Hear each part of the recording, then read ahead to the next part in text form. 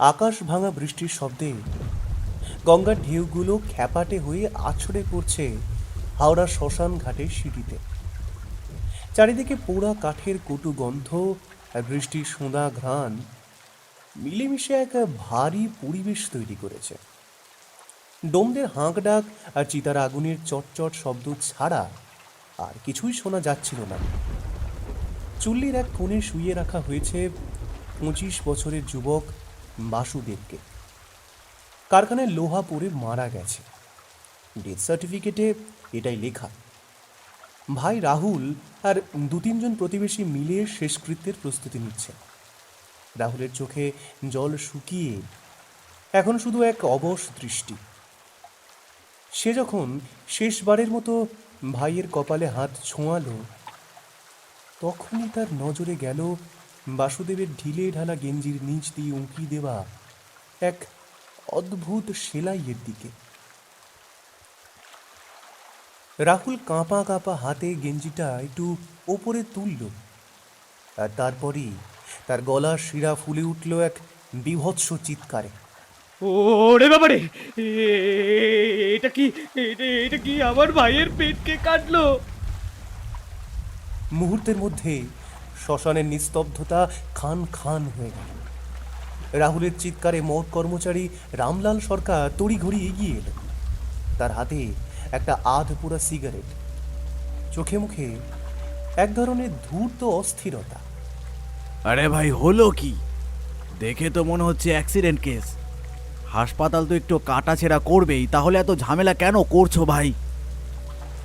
কিন্তু রাহুল তখন পাগলের মতো চিৎকার করছে। শ্মশানে টহলরত 2 কনস্টেবল এগিয়ে এলো। এই, কি হচ্ছে এখানে? এত চিৎকার চেঁচামেচি কিসের? কনস্টেবলদের গম্ভীর কণ্ঠস্বর আর ভারী বুটের শব্দে শ্মশানের হট্টগোলটা এক মুহূর্তের জন্য থমকে গেল। কনস্টেবল হারান মাঝি আর রঞ্জিত সিং ভিড় ঠেলে এগিয়ে এলো। রাহুল তখন উন্মাদ প্রায়। দেখুন স্যার, দেখুন দেখুন দেখুন আমার ভাইয়ের কি হাল করেছে, দেখুন দেখুন স্যার। কারখানায় চোট লেগে মরেছিল শুনেছিলাম, তাহলে পেটে সেলাই কেন? হ্যাঁ, ওরা আমার ভাইকে কেটে কুচি কুচি করে দিয়ে গেছে স্যার। স্যার দেখুন স্যার। রঞ্জিত সিং টর্চের আলোটা বাসুদেবের নিথর দেহের উপর ফেলল। বৃষ্টির ছাঁটে ভিজে যাওয়া চামড়ার উপর সেই লালচে কালো সুতোর টেরা বেঁকা সেলাইগুলো দেখতে অনেকটা বিষাক্ত বিচ্ছুর মতো লাগছিল। হারান মাঝি অভিজ্ঞ পুলিশ, সে তীক্ষ্ণ চোখে সেলাইটা দেখে বিড়বিড় করল। এটা বাঁচানোর চেষ্টা নয় রঞ্জিত, এটা কসাইয়ের কাজ। রঞ্জিত, লালবাজারে খবর দিতে হবে, আমার ঠিক সুবিধে লাগছে না।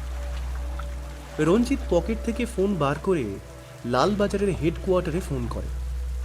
কয়েকবার রিং হতেই ওপাশ থেকে একজন গম্ভীর গলার অফিসার ফোন ধরলেন। Lalbazar control room, duty officer Chatterjee বলছি, বলুন। স্যার, স্যার আমি কনস্টেবল রঞ্জিত সিং বলছি, হাওড়া শ্মশানঘাট থেকে। এখানে একটা অত্যন্ত সন্দেহজনক কেস ধরা পড়েছে স্যার। 25 বছরের এক যুবকের ডেথ সার্টিফিকেটে লেখা ফ্যাক্টরি অ্যাক্সিডেন্ট, কিন্তু বডির পেটে সার্জিক্যাল সেলাইয়ের দাগ দেখা যাচ্ছে স্যার। এটা নিয়ে বডির আত্মীয়রা এখানে খুব ঝামেলা করছে স্যার। রঞ্জিত, বডিটা এখনই কোনোভাবেই পোড়াতে দেবে না, কাস্টাডিতে নাও। আমি হোমিসাইড সেকশনে অ্যালার্ট করছি। স্পেশাল ব্রাঞ্চের অফিসার অর্ণব রায় ওদিকে একটা কাজে আছেন, আমি ওনাকে লোকেশনটা পাঠিয়ে দিচ্ছি। উনি না পৌঁছানো পর্যন্ত শ্মশানের কাউকে বাইরে যেতে দেবে না, ওকে? বিশেষ করে মর্গের যারা দায়িত্বে আছে তাদের ওপর কড়া নজর রাখো। ফোনটা কেটে রঞ্জিত হারান মাঝির দিকে তাকিয়ে মাথা নাড়ল। স্যার আসছেন, অর্ণব রায়, সাথে হোমিসাইড টিমও বেরোচ্ছে। মিনিট 35-এর মধ্যে শ্মশানের গেটে এসে থামলো একটা কালো বুলেরো। গাড়ি থেকে নামলেন অর্ণব রায়। পরনে একটা জলপাই রঙের রেইনকোট, ডান হাতে একটা কালো ছাতা, চোখে মুখে সেই চেনা শীতলতা। গাড়ি থেকে নেমেই অর্ণব এক মুহূর্তে দাঁড়িয়ে পুরো শ্মশানের পরিস্থিতিটা স্ক্যান করে নিলেন। তার পেছনে জিপ থেকে নামলো হোমিসাইডের আরও 2 অফিসার, হাতে ল্যাপটপ ব্যাগ আর ফরেন্সিক কিট। হারান মাঝি লপসপ করে এগিয়ে গিয়ে স্যালুট ঠুকল। হ্যাঁ, স্যার আপনি এসে গেছেন। পরিস্থিতি খুব খারাপ। বডির বাড়ির লোক তো একদম ভেঙে পড়েছে। অর্ণব আর কোনো কথা না বলে সোজা এগিয়ে গেলেন বাসুদেবের লাশের দিকে। রাহুল তখন ভিজে মাটিতে বসে ডুকরে কাঁদছে। অর্ণব একবার সেদিকে তাকিয়ে বডির দিকে এগিয়ে গেল, তারপর হাঁটু গেড়ে বসলো লাশের পাশে। পকেট থেকে ছোট টর্চটা বের করে পেটের সেই বীভৎস সেলাইটার উপর ফেললেন। হারান ঠিকই বলেছিল, এটা কসাইয়ের কাজ, কিন্তু একজন অত্যন্ত দক্ষ কসাই। অর্ণব দেখলেন শুধু পেট নয়, গলার কাছেও একটা সূক্ষ্ম দাগ রয়েছে। Shubhankar, yes sir. বডিটা এখনই অ্যাম্বুলেন্সে তোলো, সরাসরি পুলিশ মর্গে নিয়ে যাবে। আর হ্যাঁ, হসপিটাল থেকে যে ডেথ সার্টিফিকেটটা ওটা একটু আমি দেখব, কেমন? Okay sir. কথা বলেই শুভঙ্কর ছুটে বেরিয়ে গেল। অর্ণব উঠে দাঁড়িয়ে চারিদিকে একবার চোখ বোলালো, তখনই তার চোখ গেল দূরে অন্ধকারে দাঁড়িয়ে থাকা একটা ছায়া মূর্তি। জিন্স আর কুর্তি পরা এক মহিলা, রেইনকোট গায়ে, ভিড় থেকে কিছুটা তফাতে দাঁড়িয়ে নোটবুক বের করে কিছু লিখছেন। গড, তৃষা দত্ত এখানেও পৌঁছে গেছেন। সংবাদপত্রের অনুসন্ধানী সাংবাদিক তৃষা দত্ত এগিয়ে এলেন। তার চশমায় জল জমেছে, কিন্তু চোখ দুটো শিকারী বিড়ালের মতো জ্বলছে। অর্ণববাবু, আপনি তো শুধু একটা লাশ দেখছেন। আমি গত 3 দিনে কলকাতার হাওড়ার শ্মশানগুলো ঘুরে 4টে এরকম লাশের খবর পেয়েছি। সবারই ব্যাকগ্রাউন্ড এক, দিনমজুর বা ভবঘুরে।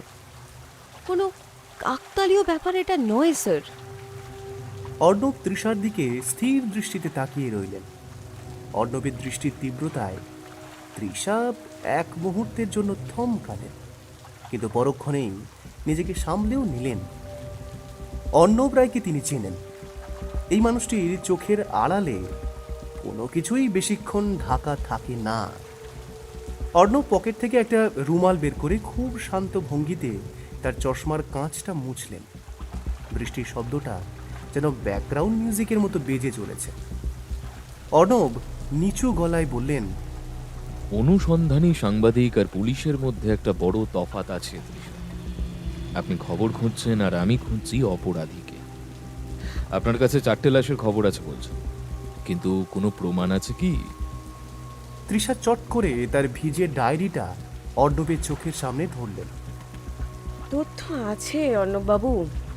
4 জনই লাইফ কেয়ার হাসপাতালে ভর্তি ছিল। 4 জনেরই ডেথ সার্টিফিকেটে সই করেছেন একই ডাক্তার, ডক্টর সমরজিৎ মুখার্জি। আর সব থেকে বড় কথা, প্রত্যেকের শেষকৃত্য হয়েছে মাঝরাতে। এরকম নিঝুম বৃষ্টিতে বা কুয়াশার আড়ালেই প্রত্যেকটার গল্প হয়ে গেছে। আপনি কি এখনো এটাকে স্রেফ কাকতালীয় বলবেন? অর্ণব ডায়েরির পাতাগুলোর দিকে একবার তাকিয়েই মুখ ফিরিয়ে নিল। তিনি জানতেন তৃষা ভুল বলছে না, কিন্তু এই মুহূর্তে তার অগ্রাধিকার অন্য জায়গায়। Subhankar, yes sir. তৃষা দেবী যে 4টে লাশের কথা বলছেন সেগুলোর ডেথ সার্টিফিকেট আর শ্মশানের রেজিস্ট্রি খাতাটা এখনই সিজ করো, আর বডির বাড়ির লোক কারা আছে তাদের লালবাজারে নিয়ে চলো। কিছু জিজ্ঞাসাবাদ করতে হবে। শুভঙ্কর মাথা নেড়ে ছুটে চলে গেল। অর্ণব আবার তৃষার দিকে ফিরলেন। আপনার ডায়েরির এই নোটগুলো আমার লাগবে।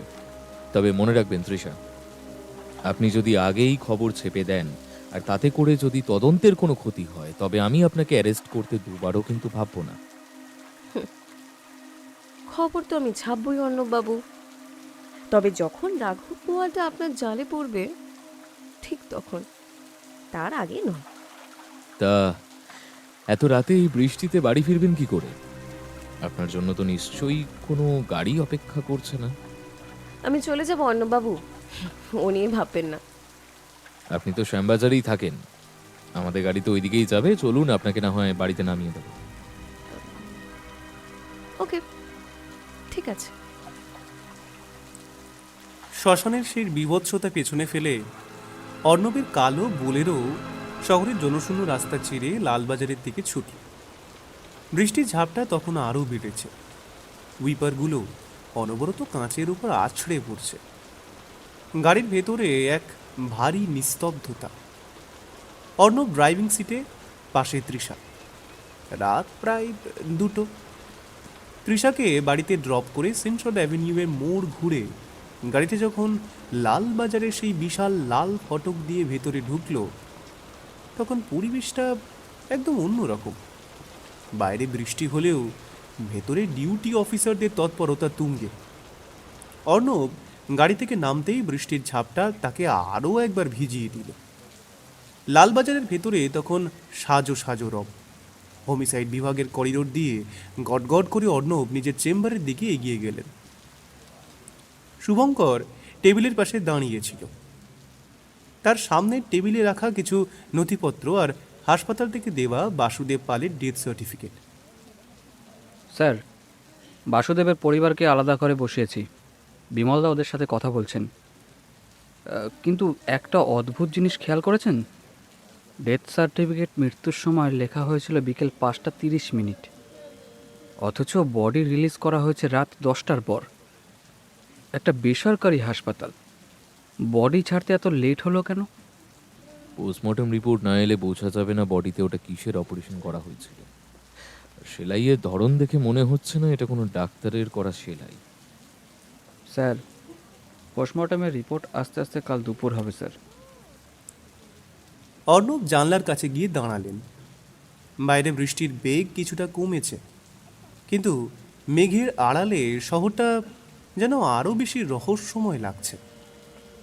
শুভঙ্করের কথায় তিনি সামান্য হাসলেন, তবে সেই হাসিতে কেবল তাচ্ছিল্যই ফুটে উঠল। অর্ণব ঘুরে দাঁড়িয়ে বললেন, কাল দুপুর পর্যন্ত অপেক্ষা করার বিলাসিতা আমাদের নেই শুভঙ্কর। এই সেলাইটা কোনো ডাক্তারের নয়, এটা আমি জানি। তুমি একটা কাজ করো, তৃষার দেওয়া তথ্য অনুযায়ী যেসব শ্মশানে গত 1 সপ্তাহে এরকম বডি পোড়ানো হয়েছে তার একটা লিস্ট রেডি করো। বিশেষ করে ধাপার মাঠ, নিমতলা আর কেওড়াতলা শ্মশানের রেজিস্ট্রি খাতাগুলো আমাদের চেক করতে হবে। ওই মৃতদেহগুলোর বাড়ির ঠিকানা জোগাড় করো। আর বিমলদাকে বলো কাল সকাল হওয়ার আগে যেন আমাদের সিভিল ড্রেস টিম ওই পরিবারগুলোর সঙ্গে কথা বলে আসে। শোনো, খুব সন্তর্পণে কিন্তু কাজটা করতে হবে।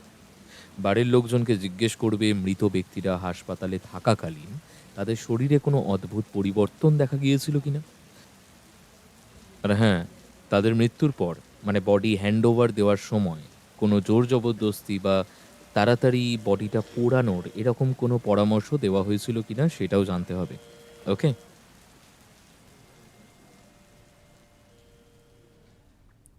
ভোরের আলো তখনও পুরোপুরি ফোটেনি। আকাশে মেঘের স্তর এত ঘন যে সূর্যের আলো যেন কোথাও আটকে গেছে। কলকাতা পুলিশ মর্গের করিডোরে এক ধরনের শীতল গন্ধ ভাসছে।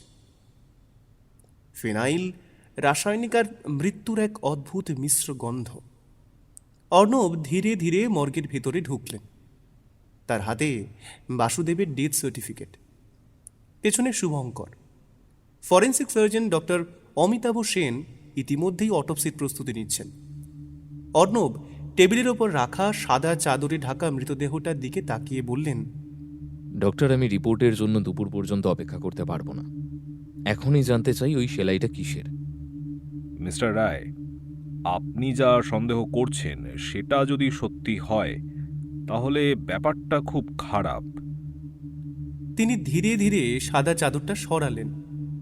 বাসুদেবের নিথর শরীর আবার সামনে এলো। পেটের সেই লম্বা সেলাইটা এখন আরো স্পষ্ট। ডাক্তার সেন স্ক্যালপেল হাতে নিয়ে বললেন, দেখুন, এই ধরনের সেলাই সাধারণ অপারেশনে হয় না। তিনি খুব সাবধানে সেলাইটা খুলতে শুরু করলেন। অর্ণব আর শুভঙ্কর নিঃশব্দে তাকিয়ে। কয়েক মিনিট পর ডাক্তার সেন হঠাৎ থেমে গেলেন। তার মুখের রং বদলে গেল। কি হয়েছে? কিডনি নেই। মানে?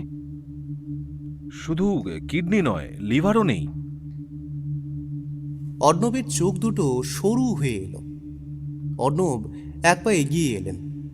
ডাক্তার সেনের কপালে তখন বিন্দু বিন্দু ঘাম জমতে শুরু করেছে। একজন অভিজ্ঞ ফরেনসিক সার্জনের এই বিচলিত ভাব অর্ণবকে বুঝিয়ে দিল বিষয়টা কেবল সাধারণ চুরি নয়।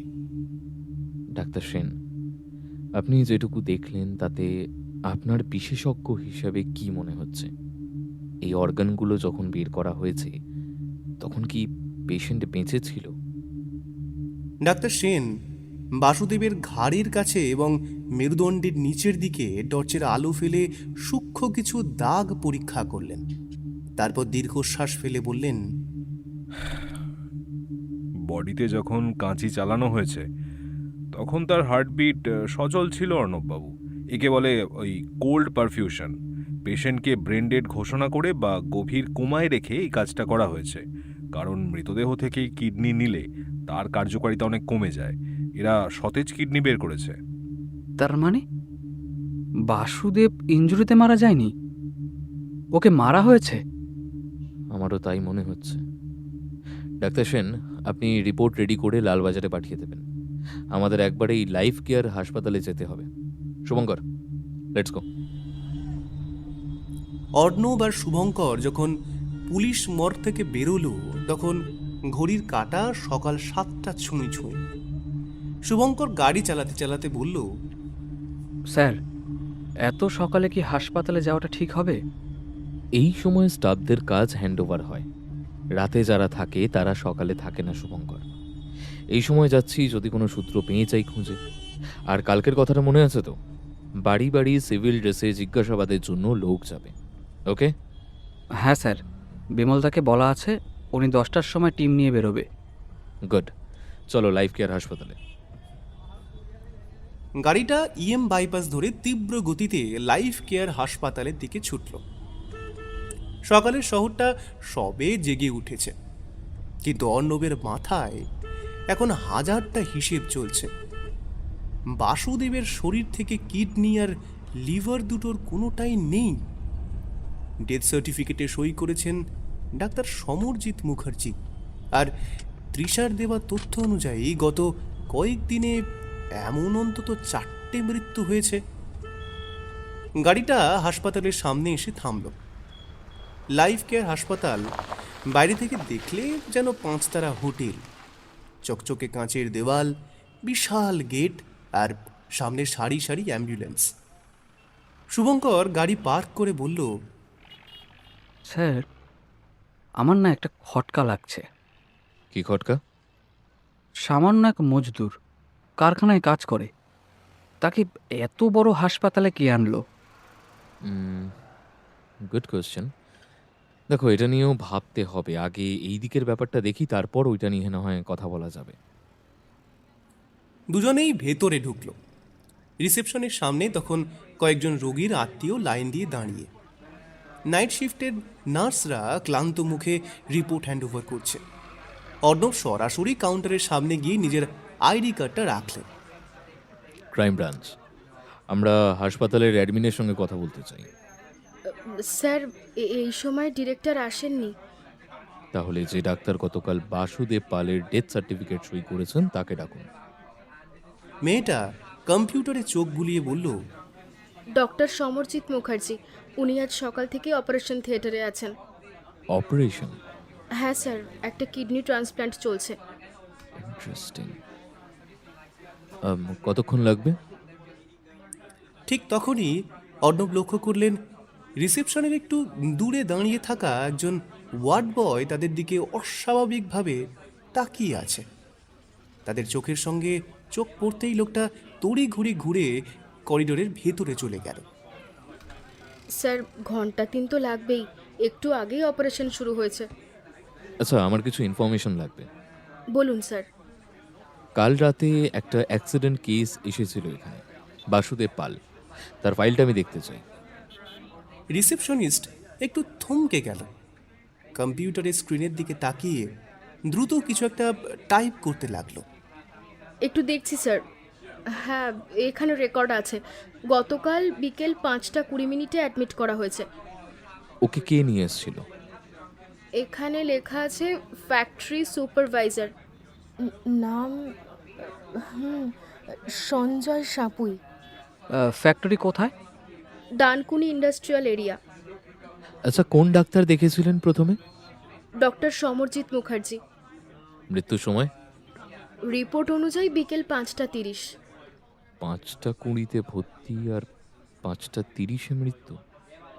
স্যার, এখানে তাই লেখা আছে। তার মানে 10 মিনিটে চিকিৎসা শেষ।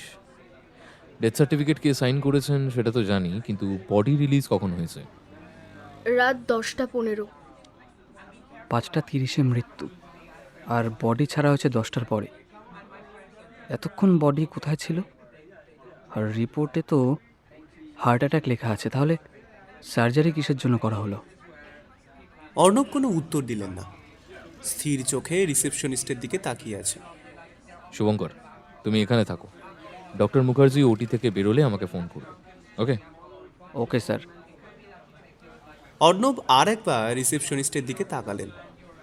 মেয়েটা তখন স্পষ্টতই অস্বস্তিতে।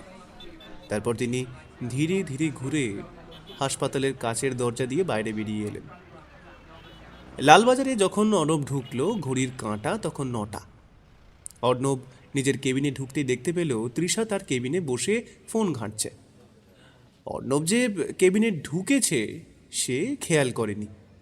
অর্ণব একটু গলা ঝেড়ে বলল, তৃষা দত্ত, এই সময় এখানে কি ব্যাপার? আবার কোনো খবর পেলেন নাকি? না না, খবর পেলে আগেই আপনাকে জানাবো। আমি তো জানতে এলাম কালকের কেসটা নিয়ে। মিস তৃষা, আপনি আমাদের ইনফরমেশন দিয়েছেন ঠিকই, কিন্তু পুলিশ তদন্তকারী তথ্য তো আমরা সবাইকে জানাতে পারবো না, তাই না? তৃষা দত্ত হালকা হেসে টেবিলের সামনে দাঁড়িয়ে রইল। তার চোখে সেই চিরচেনা সাংবাদিক সুলভ কৌতূহল। আমি সেটা বুঝি, কিন্তু মিস্টার অর্ণব, একটা জিনিস আমার জানার ইচ্ছা হচ্ছে। কাল যে লোকটা মারা গেল, বাসুদেব পাল, ও কি সত্যি হার্ট অ্যাটাকে মারা গেছে? অর্ণব কিছুক্ষণ তৃষার দিকে তাকিয়ে রইলেন, যেন বুঝতে চাইছেন মেয়েটা ঠিক কতটা জানে। আর আপনি কেন এরকম ভাবছেন? কারণ ডানকুনি ইন্ডাস্ট্রিয়াল এরিয়ার ওই ফ্যাক্টরিতে গত 3 মাসে এটা 3য় মৃত্যু। তৃতীয়? প্রথমে একজন সিকিউরিটি গার্ড, তারপরে একজন মেশিন অপারেটর, আর এখন বাসুদেব পাল। সবাই কি একইভাবে মারা গেছে? মজার ব্যাপার কি জানেন? 3 জনেরই ডেথ সার্টিফিকেটে লেখা আছে হার্ট অ্যাটাক। ঘরের ভেতর হঠাৎ অদ্ভুত নীরবতা নেমে এলো। অর্ণব কিছুক্ষণ টেবিলের উপর রাখা ফাইলের দিকে তাকিয়ে রইলেন, তারপর ধীরে বললেন, মিস তৃষা, এই তথ্যগুলো আপনি পেলেন কোত্থেকে? সাংবাদিকদেরও কিছু সোর্স থাকে মিস্টার অর্ণব। আপনি যে কথাগুলো সত্যি বলছেন তার প্রমাণ কি আছে?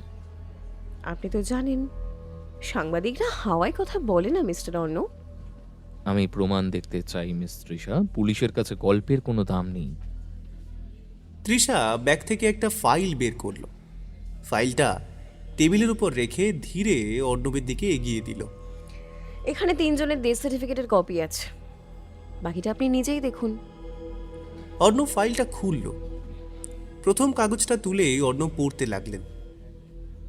নাম রমেশ মাহাতো, পেশা সিকিউরিটি গার্ড, মৃত্যুর কারণ কার্ডিয়াক অ্যারেস্ট। নাম গণেশ পাল, পেশা মেশিন অপারেটর, মৃত্যুর কারণ হার্ট অ্যাটাক।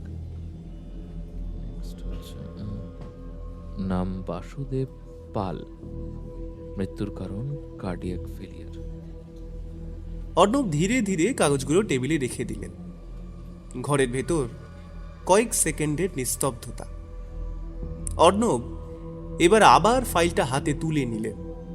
তার চোখ এবার অন্য জায়গায় গিয়ে থামল। তিনি ধীরে বললেন, ইন্টারেস্টিং। কি দেখলেন?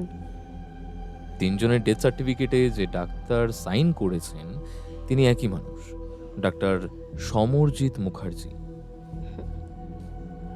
এই তথ্যটা আপনি জানতেন? হ্যাঁ, জানতাম।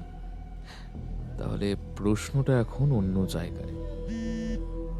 ঠিক তখনই অর্ণবের ফোনটা বেজে উঠল। ফোনের দিকে তাকিয়ে দ্রুত ফোন রিসিভ করলো। বলুন, কোনো খবর আছে? লিস্ট অনুযায়ী আমরা সবকটা বাড়িতেই গিয়েছিলাম। যারা মারা গেছে তারা বেশিরভাগই স্ট্রোক না হলে হার্ট অ্যাটাকে। কিন্তু ওনারা যখন বডি রিসিভ করেন তখন শরীরে সার্জারির দাগ দেখা যায়। এই নিয়ে হাসপাতালে কিছু জিজ্ঞাসা করেনি? করেছিল স্যার, তারা আর কোনো কথাই বলেনি এই ব্যাপারে। বুঝতেই পারছেন একদম গরিব মানুষ, তাই আর কথা বাড়ায়নি ওরা। আরেকটা কমন ব্যাপার দেখছি, সবাই মৃত্যুর আগে ভর্তি হয়েছিল লাইফ কেয়ার হসপিটালে। তাদের বক্তব্য সরকারি হাসপাতালে নিয়ে যাওয়া হয়েছিল আর তারাই নাকি ওই লাইফ কেয়ারে নিয়ে যেতে বলে। ঠিক আছে বিমলদা, আর কিছু খেয়াল করেছেন? হ্যাঁ স্যার, আরেকটা জিনিস খুব অদ্ভুত লাগছে। কি? যাদের মৃত্যু হয়েছে তাদের বেশিরভাগই দিনমজুর বা ফ্যাক্টরি শ্রমিক। কারোরই তেমন কোনো বড় অসুখ ছিল না, কিন্তু মৃত্যুর আগে হঠাৎ করেই বুক ধরপড়, মাথা ঘোরা, তারপর হাসপাতালে ভর্তি আর কয়েক ঘন্টার মধ্যেই মৃত্যু। ঠিক আছে, তুমি এক কাজ করো, লাইফ কেয়ারে যাও, ওখানে শুভঙ্কর আছে।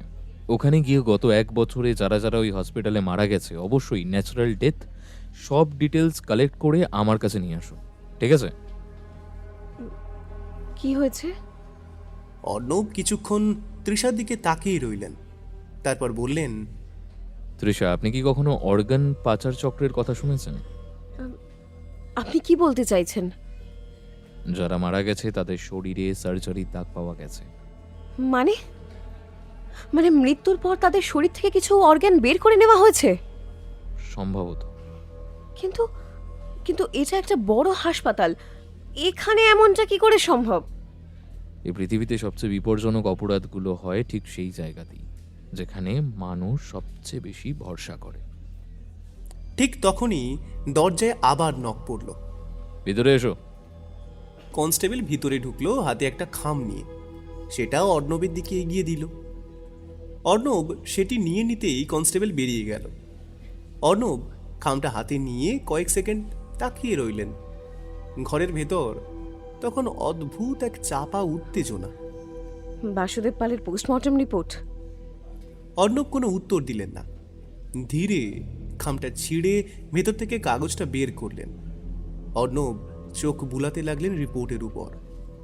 কয়েক লাইন পড়ার পরই তার মুখের অভিব্যক্তি বদলে গেল। অর্ণব ধীরে কাগজটা টেবিলের উপর রাখলেন।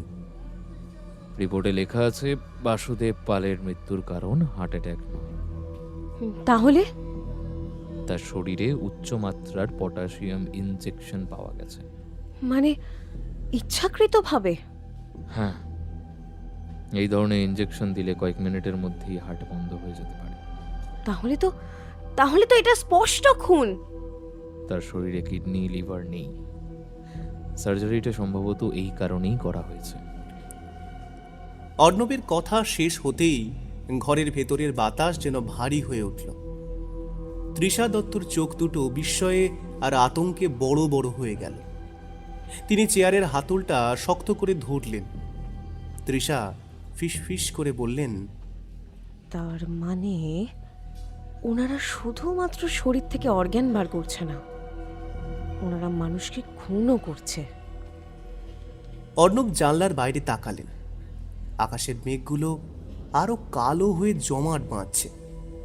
তিনি ঠান্ডা গলায় বললেন, ঠিক তাই, কিন্তু প্রশ্ন হলো এত বড় হাসপাতাল, আবার তার ভেতরে এত বড় একটা ঘটনা ঘটে চলেছে, আর হাসপাতাল কর্তৃপক্ষ কিছুই জানে না, নাকি এর ভেতরেও বড় কোনো মাথা আছে? অর্ণববাবু, লাইফ কেয়ারের মতো একটা মাল্টি স্পেশালিটি হসপিটালে এক ফোঁটা রক্ত মেঝেতে পড়লে ম্যানেজমেন্ট জেনে যায়। সেখানে মাসের পর মাস ধরে মানুষ খুন করে অঙ্গ বের করে নেওয়া হচ্ছে, আর উপর মহলে কেউ জানবে না? এটা জাস্ট অসম্ভব। আবারও অর্ণবের ফোন বেজে উঠল। শুভঙ্কর ফোন করছে। বলো শুভঙ্কর। স্যার, সমরজিৎ মুখার্জি ওটি থেকে বেরিয়েছেন। রিসেপশন থেকে বলা হলো কথা বলার জন্য। আপনি আসবেন? আচ্ছা ঠিক আছে, আমি 0.5 ঘন্টার মধ্যে আসছি। অর্ণব দ্রুত ফাইলটা গুছিয়ে নিয়ে তৃষার দিকে তাকালেন। ওকে তৃষা, আমাকে এখন একটু বেরোতে হবে, লাইফ কেয়ারে যাব। যে ডাক্তার ওই ডেথ সার্টিফিকেটে সাইন করেছিলেন তার সাথে একটু কথা বলতে হবে। ওকে, তাহলে আমি এখন উঠি, কোনো খবর পেলে জানাবো। অর্ণব যখন লাইফ কেয়ার হাসপাতালের 4 তলায় ডাক্তার সমরজিৎ মুখার্জির কেবিনের সামনে পৌঁছালেন, তখন করিডোরে একটা কৃত্রিম নিস্তব্ধতা। শুভঙ্কর কেবিনের দরজার পাশে দাঁড়িয়েছিল। অর্ণব দরজা ঠেলে ভেতরে ঢুকলেন। এয়ার কন্ডিশনারের মৃদু গুঞ্জন আর দামি সুগন্ধের ঘ্রাণে ঘরটা ভরে আছে। টেবিলের ওপাশে বসে ডাক্তার সমরজিৎ মুখার্জি নিজের চশমাটা পরিষ্কার করছিলেন। অর্ণবকে দেখে তিনি পেশাদারি হাসি হাসলেন। আসুন আসুন আসুন মিস্টার রায়, পুলিশ যে এত সকালে এখানে হানা দেবে ভাবিনি। বসুন। অর্ণব কোনো ভনিতা না করে সামনের চেয়ারটায় বসলেন। ফাইলের ভেতর থেকে বাসুদেবের ডেথ সার্টিফিকেটের কপিটা বের করে টেবিলের ওপর রাখলেন। হানা নয় ডক্টর, জাস্ট একটা কনফিউশন ক্লিয়ার করতে এলাম। বাসুদেব পাল গতকাল বিকেল 5:20 আপনার আন্ডারে ভর্তি হয়েছিল, আর ঠিক 10 মিনিটের মাথায় আপনি তাকে মৃত বলে ঘোষণা করলেন, আর কারণটা বললেন কার্ডিয়াক অ্যারেস্ট। হ্যাঁ, ম্যাসিভ হার্ট অ্যাটাক। আমরা সিপিআর দেওয়ার চেষ্টা করেছিলাম, কিন্তু শেষ পর্যন্ত বাঁচাতে পারিনি।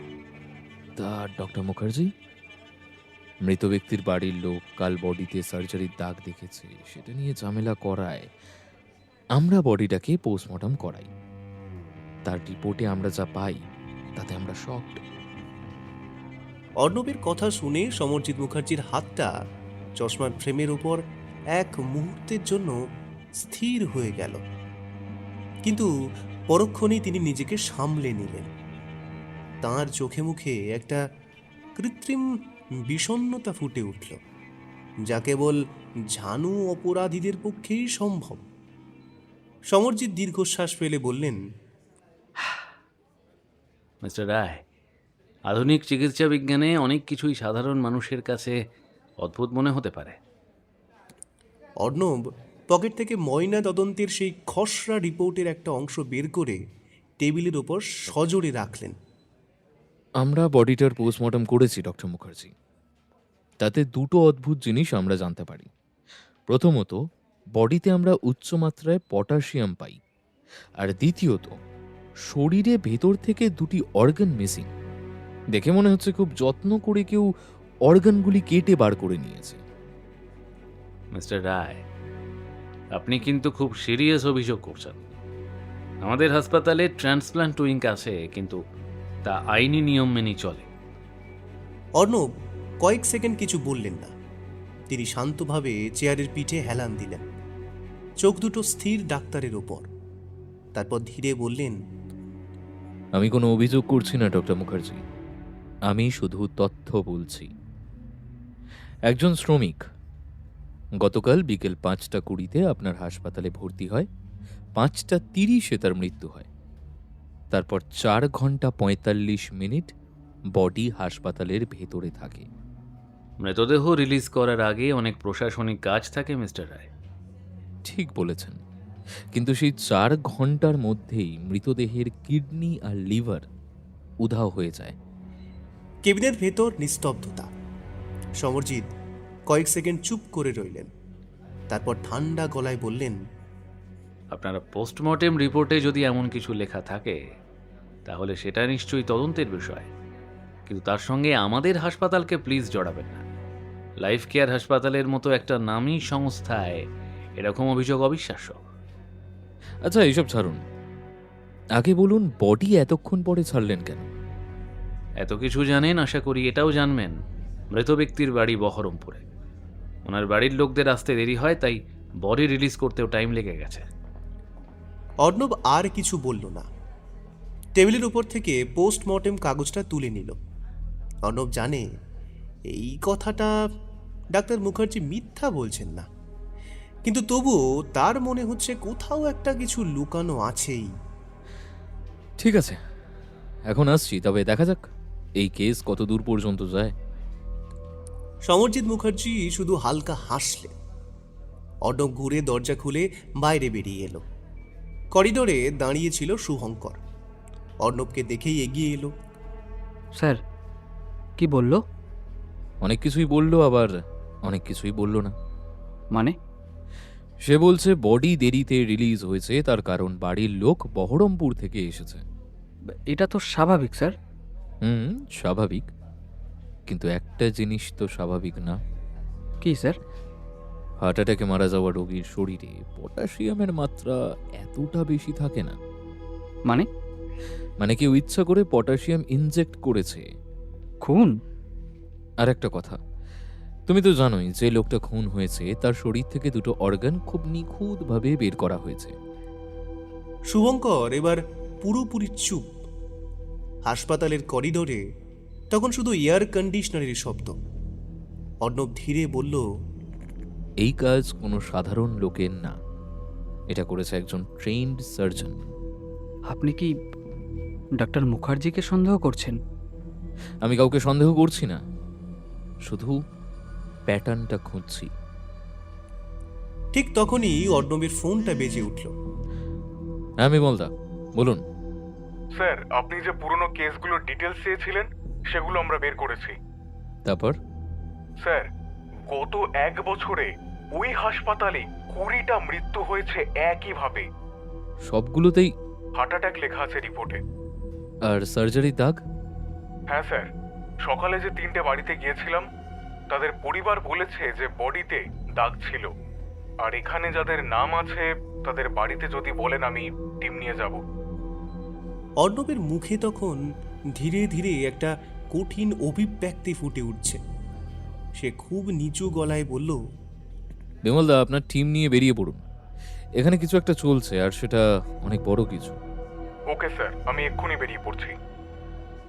অর্ণব করিডোর পেরিয়ে লিফটে উঠতে যাবে, ঠিক তখনই তার চোখ যায় দূরে দাঁড়িয়ে থাকা সেই সকালের দেখা ওয়ার্ড বয়কে। লোকটা যেন আর চোখে অর্ণবের দিকেই তাকিয়েছিল। এক মুহূর্তের জন্য ওয়ার্ড বয়টির সাথে অর্ণবের চোখাচোখি হতেই ওয়ার্ড বয় দ্রুত সেখান থেকে সরে অন্যদিকে হাঁটা লাগালো। শুভঙ্কর, একটা কাজ করো, তোমার ইনফর্মারকে বলো ওই ওয়ার্ড বয়ের ওপর নজর রাখতে। আমার ঠিক সুবিধে লাগছে না। অর্ণব লিফটের বাটন টিপে স্থির হয়ে দাঁড়িয়ে রইলেন। তার চোখের সামনে ভেসে উঠছে সেই ওয়ার্ড বয়ের ধূর্ত মুখটা। সে কোনো সাধারণ কর্মী নয়, বরং এই বিশাল চক্রের একটা গোপন যোগসূত্র হওয়ার সম্ভাবনাই বেশি। শুভঙ্কর ফোনের ওপাশে থাকা কাউকে দ্রুত নির্দেশ দিচ্ছিল।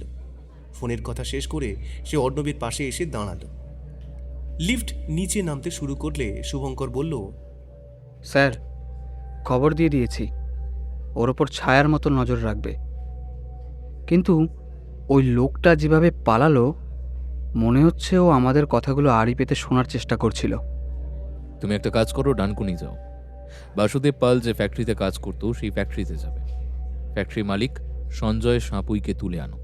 আর যেটা করো, হাসপাতালের খোঁজ কোথা থেকে পেয়েছে আর সরকারি হাসপাতাল থাকতে এখানে কেন নিয়ে এলো এটা জানার চেষ্টা করো। ঠিক আছে স্যার, আমি এখনই ডানকুনি যাচ্ছি। ওই সঞ্জয় পালকে আমি আজ রাতের মধ্যেই লালবাজারে নিয়ে আসব। দেখা যাক, সরকারি হাসপাতাল থাকতে ও কেন শুধু লাইফ কেয়ারেই শ্রমিকদের পাঠাতো। আর শোনো শুভঙ্কর, শুধু মালিককে আনলেই হবে না, ফ্যাক্টরি খাতাপত্র আর ওখানকার বাকি শ্রমিকদের থেকেও খবর নাও। তৃষার তথ্য অনুযায়ী আরও অনেক জনকে এই হাসপাতালে পাঠানো হয়েছিল, তাদের মৃত্যু হয়, তাদের ব্যাপারটাও খোঁজ নাও। ওকে স্যার, আপনাকে আমি লালবাজারে নামিয়ে দিয়ে আমি তাহলে ডানকুনিতে বেরিয়ে যাব। আমি একটু যাদবপুর যাব শুভঙ্কর, আমি লালবাজার থেকে গাড়ি ডেকে নিচ্ছি, তুমি দেরি করো না, এখান থেকে বেরিয়ে যাও। স্যার, যাদবপুরে হঠাৎ? না মানে, কেসের তদন্ত কি যাদবপুরের কোনো সূত্র আছে? না না, আমার কিছু কাজ আছে তাই যাব। শুভঙ্কর আর কথা না বাড়িয়ে গাড়ি নিয়ে বেরিয়ে গেল। অর্ণবও ফোন করে একটা গাড়ি ডেকে নিল। অর্ণব ও শুভঙ্কর হাসপাতাল থেকে বেরিয়ে যাবার কিছুক্ষণ পর ডাক্তার সমরজিৎ মুখার্জির কেবিনে তখন অদ্ভুত নীরবতা। টেবিলের ওপর পড়ে আছে কয়েকটা ফাইল। সমরজিৎ ধীরে ধীরে চশমাটা খুলে টেবিলে রাখলেন। তার মুখে আগের সেই শান্ত অভিব্যক্তি নেই। তিনি কয়েক সেকেন্ড চিন্তা করলেন, তারপর ডেস্কের ড্রয়ার খুলে ভিতর থেকে একটা কালো ছোট মোবাইল ফোন বের করলেন, যেটা তিনি সাধারণত ব্যবহার করেন না। তারপর একটা নাম্বার ডায়াল করলেন। দুবার রিং হতেই ভারী গলায় কেউ ফোনটা ধরল। সমরজিৎ জানলার কাঁচের ওপাশে জমাট বাঁধা অন্ধকারের দিকে তাকিয়ে নিচু গলায় বলতে শুরু করলেন, স্যার আমি সমরজিৎ বলছি। এদিকে তো কেলেঙ্কারি হয়ে গেছে। কি হয়েছে বলো? স্যার বাসুদেবের কেসটা অনেক দূর পর্যন্ত চলে গেছে। পুলিশ আমাদের সন্দেহ করছে। বাসুদেবের বডির অটপসি হয়ে গেছে। পটাশিয়ামের মাত্রা আর মিসিং অর্গান সবটাই পুলিশ জানতে পেরে গেছে। কেসটা কে তদন্ত করছে? স্যার ক্রাইম ব্রাঞ্চের অফিসার অর্ণব রায়। ছেলেটা বড্ড বেশি গভীরে যাওয়ার চেষ্টা করে। ঠিক আছে, দেখছি কি করা যায়। তুমি তোমার কাজ করতে থাকো। আগামী শুক্রবারের যে কনসাইনমেন্টটা তৈরি আছে সেটা যেন মিস না হয়। ওটা অনেক বড় ক্লায়েন্টের জন্য। সমরজিৎ কিছু বলতে যাবে তার আগেই ফোনটা কেটে গেল।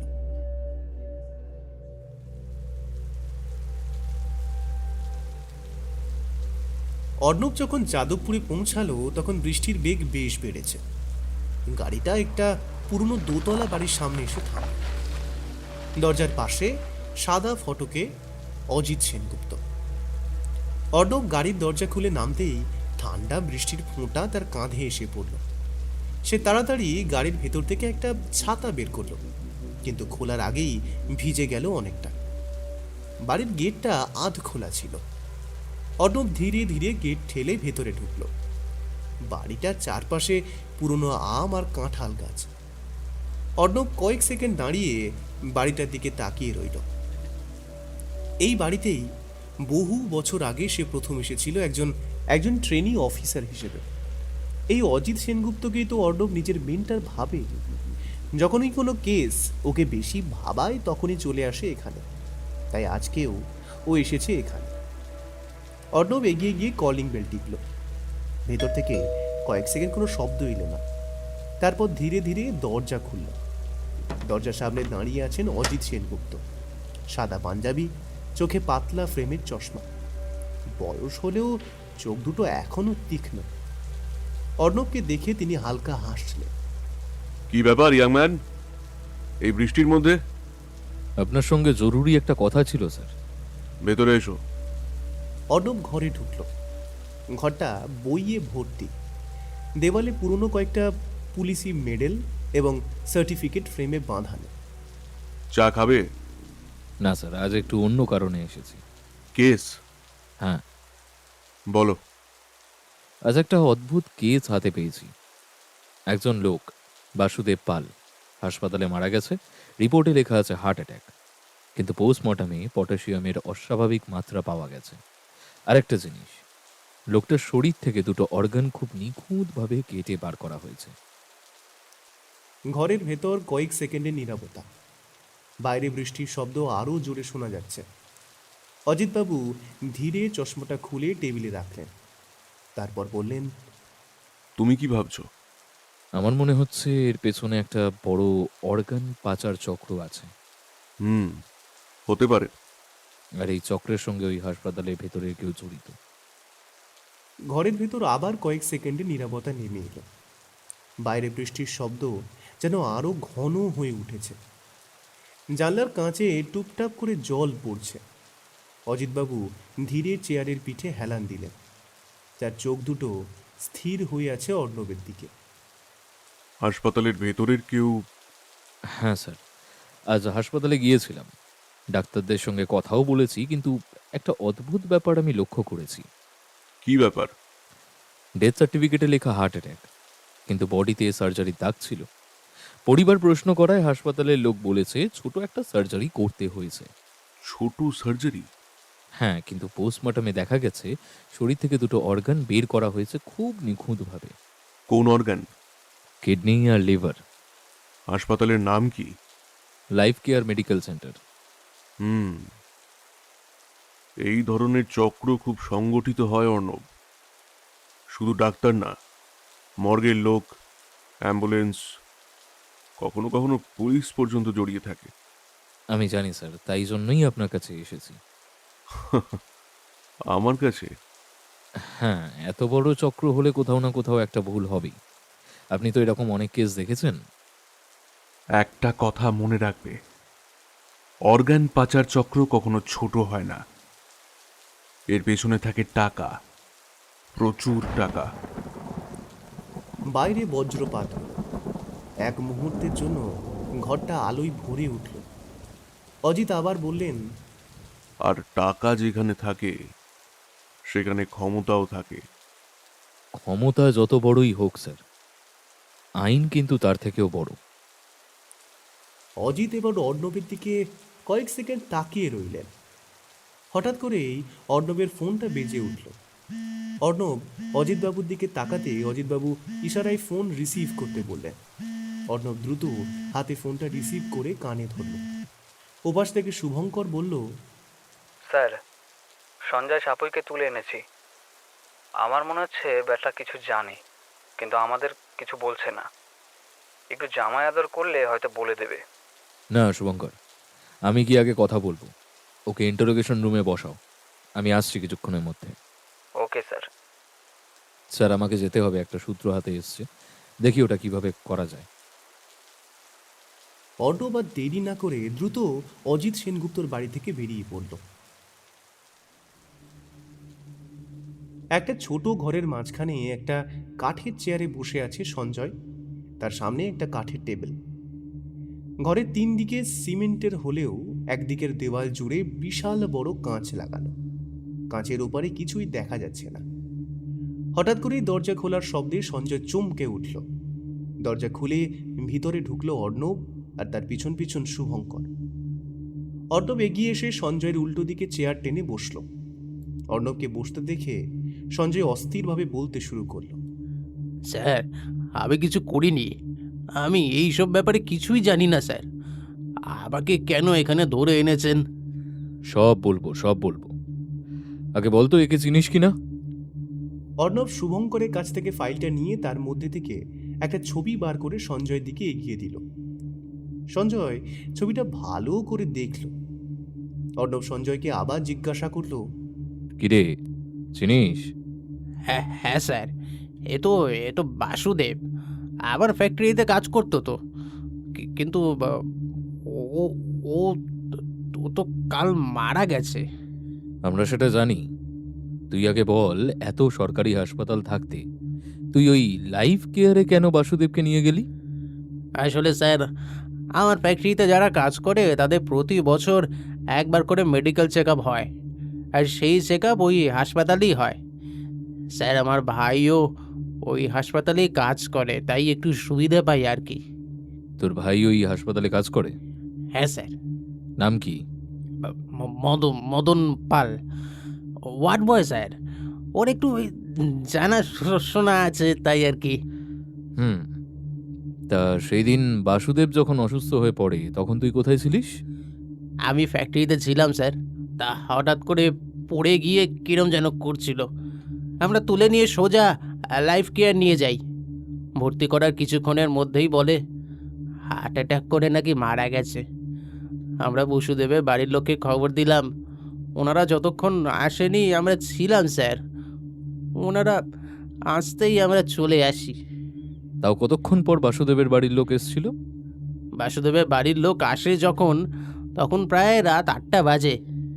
ঠিক আছে, শোন, তুই এখন যেতে পারিস। আর মদনের 1 কপি ফটো জমা করে যাবি। আর কলকাতা ছেড়ে যাওয়ার কথা ভুলেও কিন্তু ভাববি না। যখন দরকার পড়বে তখন ডেকে পাঠাবো, ঠিক আছে? আচ্ছা স্যার। স্যার, তেমন কিছুই তো জানা গেল না এর থেকে। একটা বিষয় খটকা লাগছে শুভঙ্কর। কি স্যার? মেডিকেল চেক আপ একটা বেসরকারি হাসপাতালে। আমার মনে হচ্ছে এই ঘটনার সাথে এই সঞ্জয় জড়িত আছে।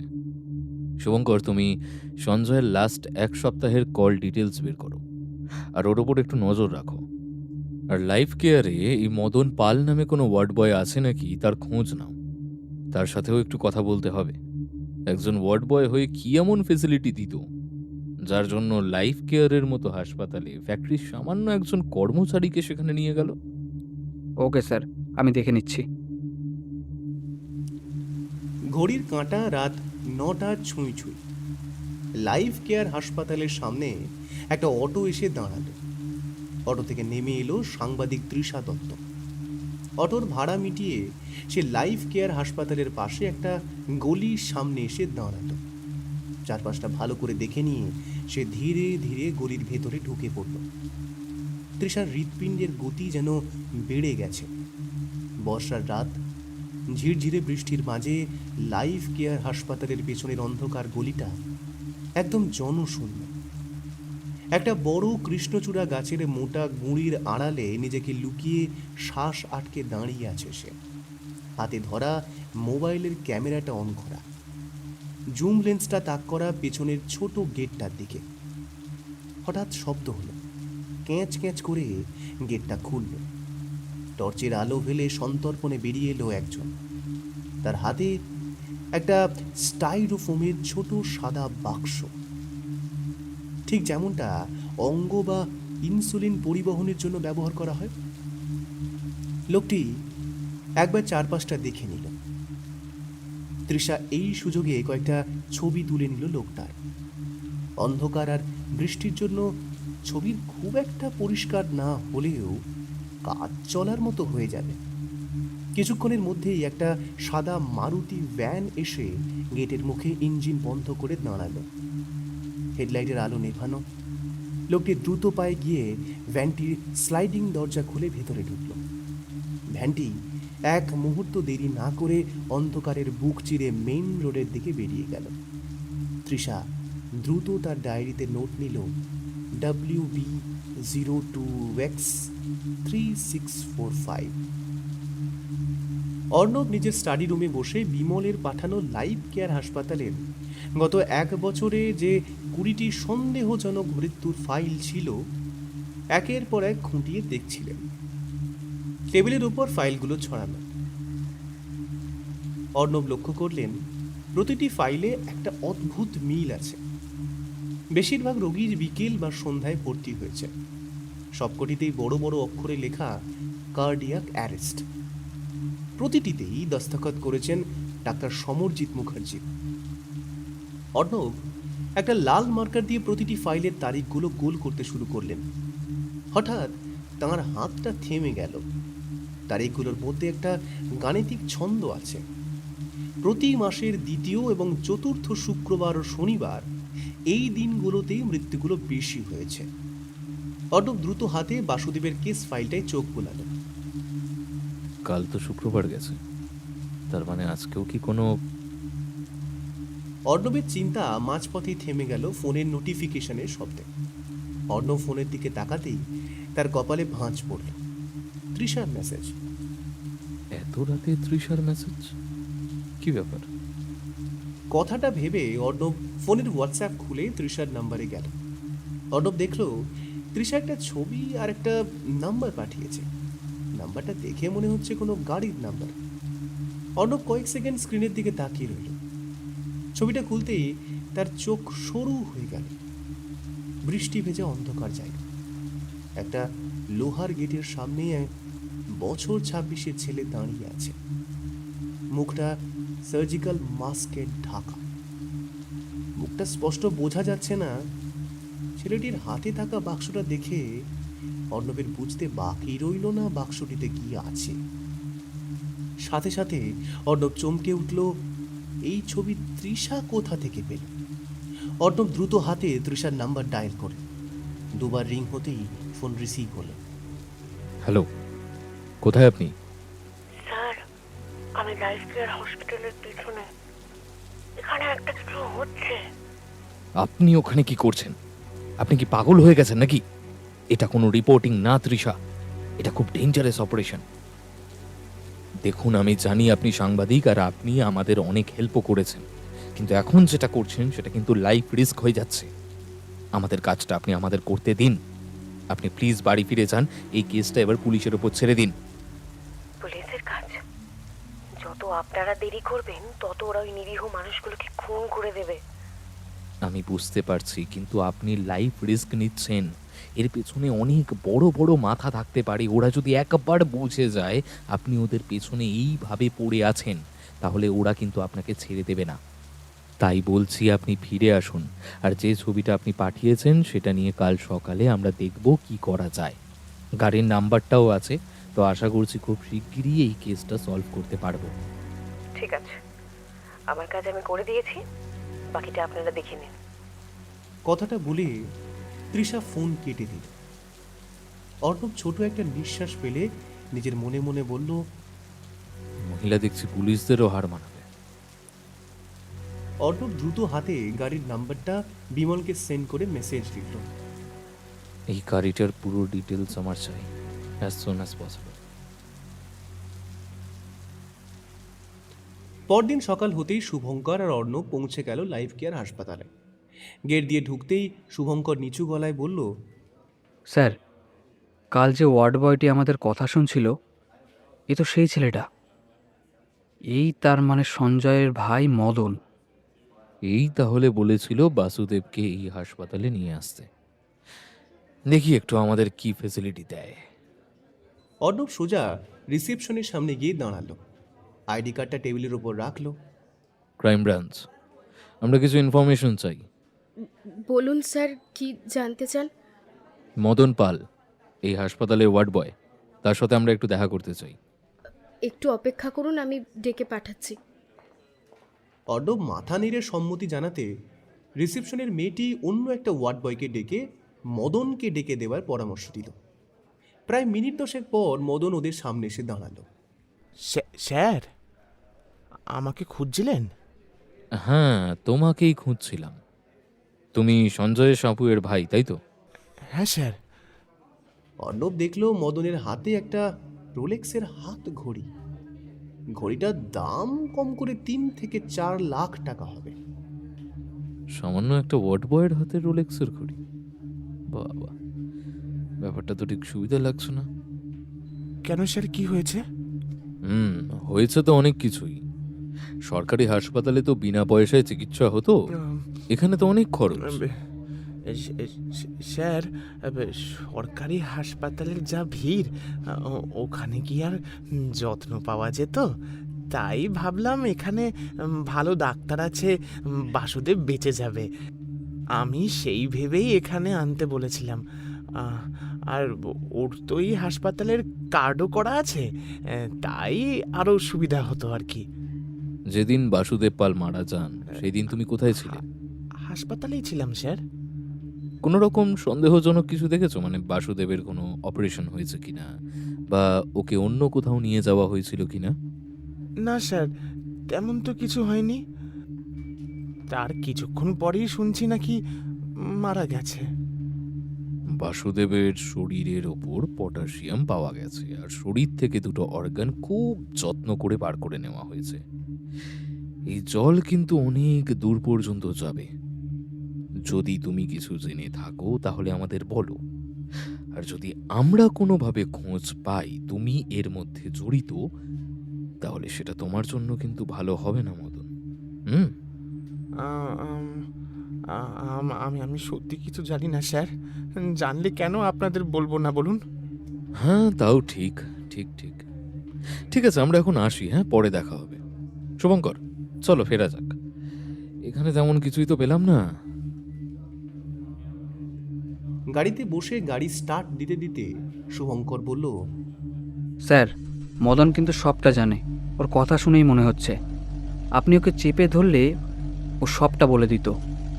তাহলে আমরা আরও প্রমাণ পেয়ে যেতাম, এর পিছনে কে আছে তা জানতে পারতাম। শুভঙ্কর, আমি জানি মদন সব জানে। ও যে ভয় পেয়েছে এটাও বোঝা যাচ্ছে। আমি যদি খুব ভুল না করি ও আমাদের সবটা বলে দেবে। ওর হাতের ঘড়িটা দেখেছো? ওটার দাম কম করে 3 থেকে 4 লাখ টাকা হবে। আমার প্রথম সন্দেহ তো ওখানেই হলো, একটা সাধারণ ওয়ার্ড বয়ের হাতে রোলেক্সের ঘড়ি। শুভঙ্কর কিছু না বলে গাড়ি চালাতে থাকে। লালবাজারে পৌঁছে অর্ণব নিজের কেবিনে যেতেই বিমল এসে ঢুকলো অর্ণবের কেবিনে, হাতে একটা ফাইল। স্যার, কাল যে 20টি ব্যক্তির লিস্ট আমরা পেয়েছিলাম তার বেশিরভাগ জনই কোনো না কোনো ফ্যাক্টরিতে কাজ করত। আর অদ্ভুত ব্যাপার, তাদের সবারই কোনো না কোনো সময় লাইফ কেয়ার মেডিকেলে চেক আপ হয়েছিল। তাদের সবারই একটা করে কার্ড আছে। তাদের বাড়ির লোকের বয়ান অনুযায়ী তারা নাকি অনেক সুযোগ সুবিধা পেতেন। আর সবারই মৃত্যু হয়েছিল হার্ট অ্যাটাকে। আর বডি যখন বাড়ির লোককে দেয় তখন শরীরে একটা সার্জারির দাগ ছিল। অর্ণব চুপ করে ফাইলটা হাতে নিল। কয়েক সেকেন্ড সে শুধু পাতা উল্টাতে লাগলো।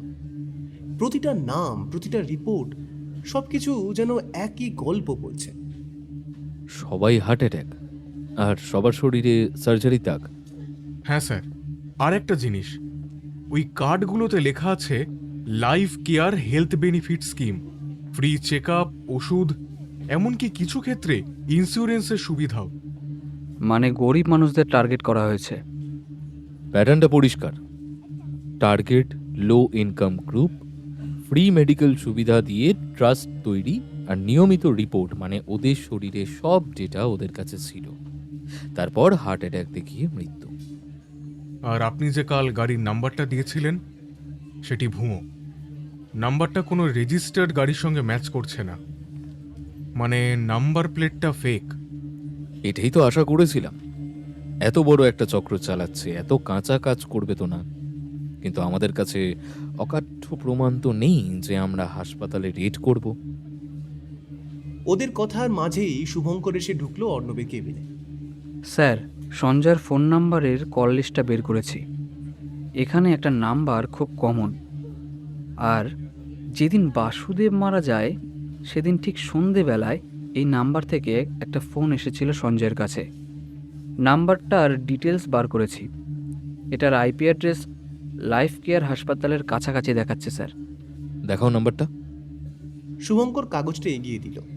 অর্ণব কয়েক সেকেন্ড স্থির চোখে তাকিয়ে রইল। হ্যাঁ, হতে পারে। স্যার, আইপি লোকেশন যদি হাসপাতালের কাছাকাছি দেখায় তাহলে লোকটা হাসপাতালের ভেতরের কেউ হতে পারে। সম্ভবত। আর সে এতটাই চালাক যে নিজের নাম সামনে আনছে না। তাহলে এই নাম্বারটা যার, সেই কি পুরো অপারেশনটা চালাচ্ছে? নাম্বারটা কার নামে রেজিস্টার্ড? স্যার, নামটা ফেক, কোনো ভ্যালিড আইডি নেই, ভুয়ো কাগজ দিয়ে সিমটা নেওয়া। স্যার, নাম্বারটা যদি ফেক আইডিতে হয় তবে লোকেশন ট্র্যাক করে লাভ কি হবে? এই ধরনের ক্রিমিনালরা তো ঘন ঘন সিম কার্ড পাল্টায়। সিম পাল্টাতে পারে বিমলদা, কিন্তু টাওয়ার লোকেশন তো আর মিথ্যা বলবে না। শুভঙ্কর, এই নাম্বার থেকে গত 1 মাসে যতগুলো কল হয়েছে তার একটা রেকর্ড বের করো। Okay sir. শুভঙ্কর আর বিমল বেরিয়ে যেতেই অর্ণব চেয়ারে নিজের শরীরটা এলিয়ে দিল। আসতে পারি? হঠাৎ একটা মেয়েলি গলার স্বর শুনে সোজা হয়ে বসলো অর্ণব। আরে তৃষা, আসুন। তৃষা অর্ণবের কেবিনে ঢুকে অর্ণবের উল্টো দিকে চেয়ার টেনে বসলো। গাড়িটার কোনো খোঁজ পেলেন? খোঁজ বলতে গাড়িটার নাম্বার প্লেটটা ভুয়ো, ওই নাম্বারে কোনো গাড়ি রেজিস্টার্ড নেই। অর্ণব বুঝলো এই কথায় তৃষা বেশ নিরাশ হলো। কাল আপনি যেটা করেছেন সেটা কিন্তু ঠিক নয়। কেউ এইভাবে লাইফ রিস্ক নিয়ে ওখানে যায়? হ্যাঁ, যদি কেউ আপনাকে দেখে নিত তখন কি হতো বলুন তো? আমি ক্রাইম রিপোর্টার। খবরের জন্য এর আগে অনেক লাইফ রিস্ক হয়েছে, তাই আমি এত ভয় পাই না। আমি চাই যে এর আসল অপরাধী ধরা পড়ুক, আর এই নিরীহ মানুষগুলোর এইভাবে যারা ব্যবহার করছে তাদের শাস্তি হোক। হবে, সব হবে, আমাদের একটু সময় তো দিন। ঠিক আছে, তাহলে আমি এখন আসছি। অর্ণব মাথা নেড়ে সম্মতি জানাতে তৃষা কেবিন থেকে বেরিয়ে গেল। তৃষা বেরিয়ে যেতেই অর্ণবের ফোনটা বেজে উঠল। আননোন নাম্বার দেখে অর্ণবের কপালে ভাঁজ পড়ল। অর্ণব ফোন রিসিভ করে কানে ধরতেই ওপাশ থেকে বলল, স্যার, আমি মদন বলছি স্যার। হ্যাঁ মদন, বলো। আমি সব জানি স্যার, আমি সব বলবো আপনাকে। আমি কিছুক্ষণের মধ্যেই থানায় যাচ্ছি স্যার। ঠিক আছে, আসো। লালবাজারের গেট পেরিয়ে বেরোতেই তৃষা একবার পেছন ফিরে তাকাল। ভেতরে পুলিশের কোলাহল, আর বাইরে কলকাতার চেনা ব্যস্ততা। কিন্তু আজ সব কিছু যেন একটু অন্যরকম লাগছে। সে স্ট্যান্ড থেকে নিজের স্কুটিটা বের করে গাড়িতে বসে স্টার্ট দিতে যাবে, তখনই ফোনে একটা নোটিফিকেশন ঢুকলো। তৃষা পকেট থেকে ফোনটা বার করে দেখে স্ক্রিনে অজানা নাম্বার, আর সঙ্গে সঙ্গে একটা ভিডিও। তার ভ্রু কুঁচকে গেল। গড, এখন আবার কি? তৃষা ফাইলটা ওপেন করতেই তার শির দাঁড়া দিয়ে হিম শীতল একটা স্রোত বয়ে গেল। ভিডিওটা খুব সন্তর্পণে হয়তো কোনো ভেন্টিলেটর বা দরজার ফাঁক দিয়ে লুকিয়ে করা। ঝাপসা আলোয় দেখা যাচ্ছে একটা অপারেশন থিয়েটার। স্টিলের টেবিলের ওপর নিথর শুয়ে আছে বাসুদেব পাল, আর তার উপর ঝুঁকে আছেন ডাক্তার সমরজিৎ মুখার্জি। সমরজিতের হাতে একটা ধারালো স্ক্যালপেল। কোনো অ্যানেস্থেশিয়া বা প্রোটোকল ছাড়াই তিনি বাসুদেবের পেটের ডান দিকে একটা গভীর কাট দিলেন। রক্ত ছিটকে এলো, কিন্তু ডাক্তারের মুখে কোনো বিকার নেই। তিনি অতি দক্ষতায় ভেতর থেকে একটা লালচে অংশ বের করে প্রিজারভেটিভ বাক্সে রাখলেন। ভিডিওটা শেষ হতেই একটা ফোন এলো। তৃষার পরিচিত কণ্ঠ। হাসপাতালের প্যাথোলজি ল্যাবের তরুণ কর্মী অয়ন। দিদি দিদি ভিডিওটা পেয়েছেন? তুই ভিডিওটা কোথায় পেলি? আমি জানতাম দিদি এইরকম একটা অপরাধ গত কয়েক বছর ধরে এই হাসপাতালে হচ্ছে, কিন্তু ঠিক প্রমাণ পাচ্ছিলাম না। কাল যখন তোমাকে দেখলাম রাতে হাসপাতালের পিছনে, দেখেই বুঝতে পেরেছি তুমি পুলিশদের সাহায্য করো, তাই ভিডিওটা তোমাকে পাঠালাম। পুলিশকে দিলে হয়তো আমার উপরেই সন্দেহ করতে। তুই যে লাইফ কেয়ারে কাজ করিস সেটা তো ভুলেই গিয়েছিলাম। থ্যাঙ্কস রে, এই ভিডিওটা আমাদের আসল অপরাধীকে ধরতে অনেক সাহায্য করবে। তৃষা ফোনটা জিন্সের পকেটে ঢুকিয়ে সামনে তাকাতেই দেখে একটা কালো রঙের এসইউভি ওর দিকে দ্রুত গতিতে এগিয়ে আসছে। তৃষার ব্যাপারটা ঠিক সুবিধের মনে হলো। তৃষা স্কুটিটা একটু পাশ কাটিয়ে নেওয়ার চেষ্টা করলো, কিন্তু এসইউভিটা যেন ওর গতিবিধি লক্ষ্য করেই ধেয়ে আসছে। হেডলাইটের তীব্র আলোয় তৃষার চোখ ধাঁধিয়ে গেল। মুহূর্তের মধ্যে ও বুঝতে পারল এটা কোনো সাধারণ দুর্ঘটনা নয়, ওকে পিষে দেওয়ার একটা সুপরিকল্পিত চেষ্টা। তৃষা সর্বশক্তি দিয়ে স্কুটির হ্যান্ডেলটা ডান দিকে ঘুরিয়ে ফুটপাথের পাশের একটা ল্যাম্পপোস্টের আড়ালে যাওয়ার চেষ্টা করলো। ঘ্যাঁচ শব্দে ব্রেক কষার আওয়াজ আর টায়ার পোড়ার গন্ধ মিলিয়ে এক বিভৎস মুহূর্ত। এসইউভিটা স্কুটির পেছনের চাকায় সজোরে ধাক্কা মারল। তৃষা নিয়ন্ত্রণ হারিয়ে ছিটকে পড়ল পাশের একটা ড্রেনের ধারে। স্কুটিটা কয়েক হাত দূরে আছড়ে পড়ল। তৃষার কনুই আর হাঁটু দিয়ে ছাল উঠে গিয়ে ফিনকি দিয়ে রক্ত বেরোচ্ছে। যন্ত্রণায় ওর মুখ কুঁচকে গেল, কিন্তু ওর মাথায় তখন একটাই চিন্তা, অয়নের পাঠানো সেই ভিডিওটা।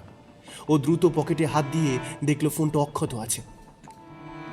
এসইউভিটা ধাক্কা দিয়েই 1 সেকেন্ডের জন্য থামল। কাঁচ তোলা থাকায় ভেতরের কাউকেই দেখা যাচ্ছিল না। তৃষা লক্ষ্য করলো গাড়িটার নাম্বার প্লেট নেই। পরক্ষণেই গাড়িটা আবার গিয়ার বদলে মেইন রোডের দিকে উধাও হয়ে গেল। লালবাজারের সামনে ঘটে যাওয়া এত বড় ঘটনাটা কারোরই চোখ এড়ালো না। তৃষাকে পড়ে যেতে দেখেই আশেপাশে কয়েকজন ছুটে এসেছিল। তৃষার চারপাশে জটলা বাড়তে শুরু করলো।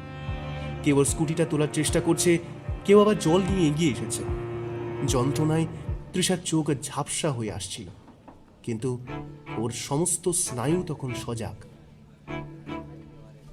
লালবাজারের ঠিক কয়েক কদম দূরে এই হামলা। এর অর্থ একটাই, অপরাধীরা এখন আর ধরা পড়ে যাওয়ার ভয় করছে না, তারা মরিয়া হয়ে উঠেছে। ভিড় ঠেলে এক ট্রাফিক পুলিশ কর্মী এগিয়ে এলেন। দিদি ঠিক আছেন তো? কি হলো এটা? গাড়িটা হয়তো নাম্বার প্লেটটাই নেই দেখলাম। তৃষা কোনো মতে দেওয়াল ধরে উঠে দাঁড়ালো। ওর জিন্স ছিঁড়ে হাঁটু থেকে রক্ত চুইয়ে পড়ছে। ও কাঁপা কাঁপা হাতে পকেট থেকে ফোনটা বের করলো। স্ক্রিনটা অক্ষত আছে দেখে ওর ধরে প্রাণ ফিরল। অয়নের পাঠানো সেই ভয়ঙ্কর ভিডিওটা, যেখানে সমরজিৎ মুখার্জি নিজের হাতে মানুষের অঙ্গ বের করছে। সেটা নিরাপদ। তৃষা দাঁতে দাঁত চেপে পুলিশ কর্মীকে বলল, আমার ফোনটা ঠিক আছে। অর্ণববাবুকে, অর্ণব রায়কে একটু খবর দিন, উনি ভেতরেই আছেন। ঠিক তখনই লালবাজারের গেট দিয়ে হন্তদন্ত হয়ে বেরিয়ে এলেন অর্ণব আর শুভঙ্কর। গেটের সেন্ট্রাল ডিউটি অফিসারের থেকে খবর পেয়ে তাঁরা ছুটে এসেছে। রাস্তার ধারের ভিড় আর তৃষার বিধ্বস্ত অবস্থা দেখে অর্ণবের চোয়াল শক্ত হয়ে গেল। অর্ণব দ্রুত তৃষার কাছে গিয়ে ওর কাঁধে হাত রাখলেন। তৃষা, কি হয়েছে? আপনি ঠিক আছেন তো? আমি আমি ঠিক আছি অর্ণববাবু, তবে তবে একটা প্রমাণ আমার কাছে এসছে। হ্যাঁ ঠিক আছে, সেসব পরে হবে। আপনার চিকিৎসার প্রয়োজন। শুভঙ্কর, সিসিটিভি ফুটেজ চেক করো এক্ষুনি। ওই গাড়িটা লালবাজারের সামনে দিয়ে যাওয়ার সাহস পায় কি করে?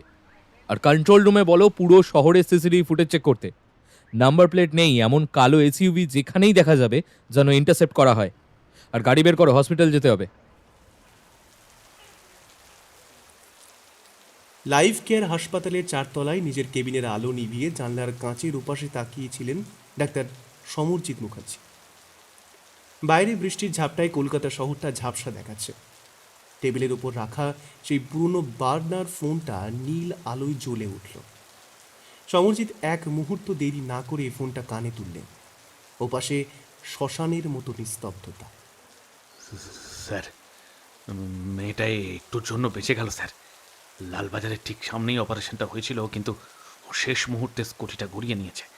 কাল মেয়েটাকে হাসপাতালের পিছনে দেখেই আমার সন্দেহ হয়েছিল। মেয়েটি সব জেনে গেছে স্যার। ওপাশ থেকে কোনো উত্তর এলো না, শুধু একটা ভারী নিঃশ্বাসের শব্দ শোনা গেল। সেই নৈশব্দ সমরজিতের শিরদাঁড়া দিয়ে হিম শীতল স্রোত বইয়ে দিচ্ছিল। সমরজিৎ ঘাম মুছতে মুছতে আবার বললেন, তবে বেশিক্ষণও টিকবে না স্যার। আমার লোক পিছু নিয়েছে, কিন্তু আসল সমস্যা অন্য জায়গায়। ওই ওয়ার্ড বয় মদন, ওকে পুলিশ জেরা করছে। ছেলেটা বড্ড বেশি নার্ভাস। ও পুলিশকে সবটা জানিয়ে দেবে স্যার। ওকে আর বাঁচিয়ে রাখা যাবে না। এতক্ষণে ফোনের ওপাশ থেকে সেই শান্ত গম্ভীর আর চেনা কণ্ঠস্বর ভেসে এলো। সেই স্বর যার প্রতিটি শব্দে লুকিয়ে থাকে মৃত্যু পরোয়ানা। দেরি কেন সমরজিৎ? যে ঘুঁটি অবাধ্য হয় তাকে বোর্ড থেকে সরিয়ে দিতে হয়। ওটা তোমার দায়িত্ব।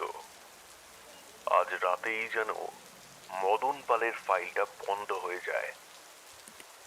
সাহেবের গলায় কোনো উত্তেজনা নেই, বরং এক আশ্চর্য শীতলতা। তৃষাকে ওর বাড়ির সামনে ড্রপ করে দিয়ে অর্ণব যখন লালবাজারে ফিরলেন তখন রাত প্রায় 10টা। বৃষ্টির ঝাপটায় শহরটা যেন আরও রহস্যময় হয়ে উঠেছে। অর্ণব সোজা নিজের কেবিনে ঢুকেই ডিউটি অফিসারকে ডাকলেন। মদন কি এসেছিল? ওকে তো বিকেলে হাজিরা দিতে বলেছিলাম। না স্যার, মদন পাল নামের কেউ তো আসেনি। অর্ণবের কপালে ভাঁজ পড়ল। তিনি তৎক্ষণাৎ পকেট থেকে ফোন বের করে মদনের নাম্বার টিপলেন, কিন্তু ওপাশ থেকে সেই যান্ত্রিক কণ্ঠস্বর, the number you are calling is currently switched off. Arnab শুভঙ্করকে চিৎকার করে ডাকলেন। শুভঙ্কর অর্ণবের ডাকে ছুটে এলো। বলুন স্যার। শুভঙ্কর, মদনের ফোনটা অফ। লাস্ট লোকেশন একবার চেক করো তো, জলদি। Okay sir. কথাটা বলে শুভঙ্কর বেরিয়ে গেল কেবিন থেকে।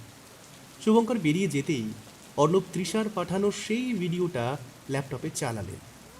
স্ক্রিনে ফুটে উঠল অন্ধকার হাসপাতালের বেসমেন্টের দৃশ্য। আবছা আলোয় দেখা যাচ্ছে বাসুদেব পালের নিথর দেহটা ওটি টেবিলের ওপর শোয়ানো। সমরজিৎ মুখার্জি নিজের হাতে সার্জিক্যাল মাস্ক পরে কাজ করছে। ভিডিওটা দেখেই অর্ণবের চোয়াল শক্ত হয়ে গেল। রক্তের সেই ঠান্ডা কারবার দেখে তাঁর শিরদাঁড়া দিয়ে একটা স্রোত বয়ে গেল। বিমলদা, ফোর্স বার করুন, লাইফ কেয়ার যেতে হবে। মিনিট 15-এর মধ্যে পুলিশের 3টে জিপ সাইরেন ছাড়াই হাসপাতালের গেটে গিয়ে থামল। গাড়ি থেকে নেমে এলো কালো ড্রেস পরিহিত স্পেশাল কমান্ডো। ছড়িয়ে গেল গোটা হাসপাতালে। একের পর এক ঘর, ফ্লোর সব নাকা চেকিং শুরু হলো। হঠাৎ করে একটা দরজায় চোখ আটকায় অর্ণবের। দরজার উপর লেখা আছে অনলি স্টাফ। অর্ণব এগিয়ে গিয়ে দরজাটা খোলার চেষ্টা করতেই বুঝতে পারলো দরজাটা ভিতর থেকে বন্ধ। সাথে সাথে অর্ণব ইশারা করতেই দুজন কমান্ডো পজিশন নিল। দরজার লক লক্ষ্য করে দুটো গুলি চালাতেই লক ভেঙে গেল। সাথে সাথে ভিতরে ঢুকলো সবাই। ভেতরে ঘুটঘুটে অন্ধকার আর একটা ভ্যাপসা ওষুধের গন্ধ। অর্ণব টর্চের জোরালো আলো ফেললেন। সামনে একটা লম্বা করিডোর, যেটা হাসপাতালের একদম শেষ প্রান্তে, যেখানে সাধারণত আবর্জনা বা পুরনো স্ট্রেচার রাখা হয়। কিন্তু দেওয়ালে লাগানো সিসিটিভি ক্যামেরাগুলো দেখে অর্ণবের খটকা লাগলো। একটা সাধারণ স্টোর রুমের বাইরে এত দামি ক্যামেরা কেন? কমান্ডোদের সাথে নিয়ে অর্ণব করিডোরের শেষ মাথায় একটা লিফটের সামনে এসে দাঁড়ালেন। লিফটের ডিসপ্লেতে কোনো ফ্লোর নাম্বার লেখা নেই, শুধু একটা কিপ্যাড। অর্ণব লক্ষ্য করলেন কিপ্যাডে 5 আর 2 নম্বর বোতাম দুটোর রং বাকিগুলোর চেয়ে কিছুটা চটা। তিনি আন্দাজে 5-2 টিপতেই এক মৃদু গুঞ্জন তুলে লিফটের দরজা খুলে গেল। লিফটটা ওপরে নয়, বরং মাটির অনেকটা নিচে নামতে শুরু করল। কয়েক সেকেন্ড পর দরজা খুলতেই অর্ণব যা দেখলেন তাতে তাঁর শিরদাঁড়া দিয়ে হিমশীতল স্রোত বয়ে গেল। সামনে একটা অত্যাধুনিক কাঁচের ঘর, নীলচে আলোয় জ্বলছে সারি সারি স্টেনলেস স্টিলের টেবিল। সেখানে কোনো সাধারণ অপারেশন হচ্ছে না। ওপাশে রাখা আছে অর্গ্যান সংরক্ষণের বিশাল সব ফ্রিজার, আর ঠিক মাঝখানের টেবিলটাতে নীল গাউন পরা অবস্থায় দাঁড়িয়ে আছেন ডাক্তার সমরজিৎ মুখার্জি। তার হাতে একটা ছোট ইনসুলেটেড বক্স, যা তিনি একটু আগেই সিল করেছেন। অপারেশন সাকসেসফুল, তাই না ডক্টর? অর্ণবের গম্ভীর গলার স্বরে সমরজিৎ চমকে উঠলেন। হাত থেকে বাক্সটা মেঝেতে পড়ে গেল। কমান্ডোরা নিমেষের মধ্যে ঘরটা ঘিরে ফেলল। সমরজিৎ থরথর করে কাঁপতে কাঁপতে হাত তুললেন। অর্ণব এগিয়ে গিয়ে মেঝের উপর থেকে বাক্সটা তুলল। ওটার গায়ে লেখা প্রায়োরিটি ইন্টারন্যাশনাল এক্সপোর্ট। অর্ণব সমরজিতের খুব কাছে গিয়ে দাঁড়ালেন। বাসুদেবের শরীর থেকে যা নিয়েছিলেন তা তো পাঠানো হয়ে গেছে।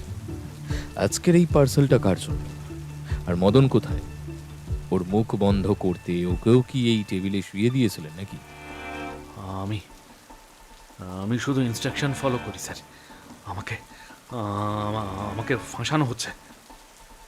অর্ণব জানতেন সমরজিৎ মুখ খুলবে না সহজে। তিনি শুভঙ্করকে ইশারা করলেন পুরো বেসমেন্ট সার্চ করার জন্য। ঠিক তখনই বেসমেন্টের এক কোণের একটা ছোট অন্ধকার ঘর থেকে একটা গোঙানির শব্দ পাওয়া গেল। অর্ণব টর্চ জ্বালিয়ে ওদিকে দৌড়ালেন। দরজাটা খুলতেই দেখা গেল হাত পা বাঁধা অবস্থায় মেঝেতে পড়ে আছে মদন পাল। ওর মাথায় চোট, মুখ দিয়ে রক্ত ঝরছে। মদন অর্ণবকে দেখেই ডুকরে কেঁদে উঠল। অর্ণব দ্রুত মদনের হাত, পা ও মুখের বাঁধন খুলে দিল।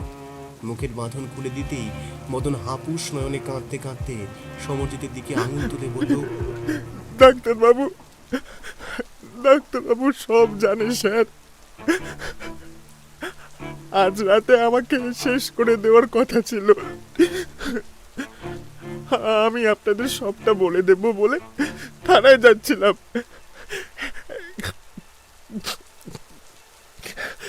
এই ডাক্তারবাবু আমাকে এখানে আটকে রাখে।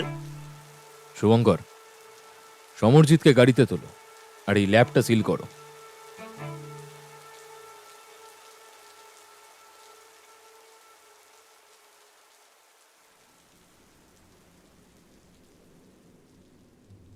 লালবাজারি ইন্টারোগেশন রুমের ভেতর একটা মাত্র টেবিল ল্যাম্প জ্বলছে। উল্টো দিকে চেয়ারে বসে থাকা ডাক্তার সমরজিৎ মুখার্জির কপালে বিন্দু বিন্দু ঘাম। তার সেই দামি সার্জিক্যাল গাউন এখন ধুলো আর রক্তে মাখা। অর্ণব ধীরে সুস্থে টেবিলের ওপর ফাইলটা রাখলেন। তারপর একটা সিগন্যাল দিতেই শুভঙ্কর রেকর্ডারটা অন করল। অর্ণববাবু, বিশ্বাস করুন, আমি খুনি নই। আমি একজন ডাক্তার। জীবন বাঁচানোই আমার কাজ। আমি শুধু মৃতদেহ থেকে অর্গানগুলো বের করে দিতাম, যাতে সেই অঙ্গ দিয়ে অন্য কোনো মুমূর্ষু মানুষের জীবন বাঁচে। এটা কি অপরাধ আপনি বলুন? জীবন বাঁচাতেন নাকি জীবন নিয়ে সদা করতেন ডক্টর?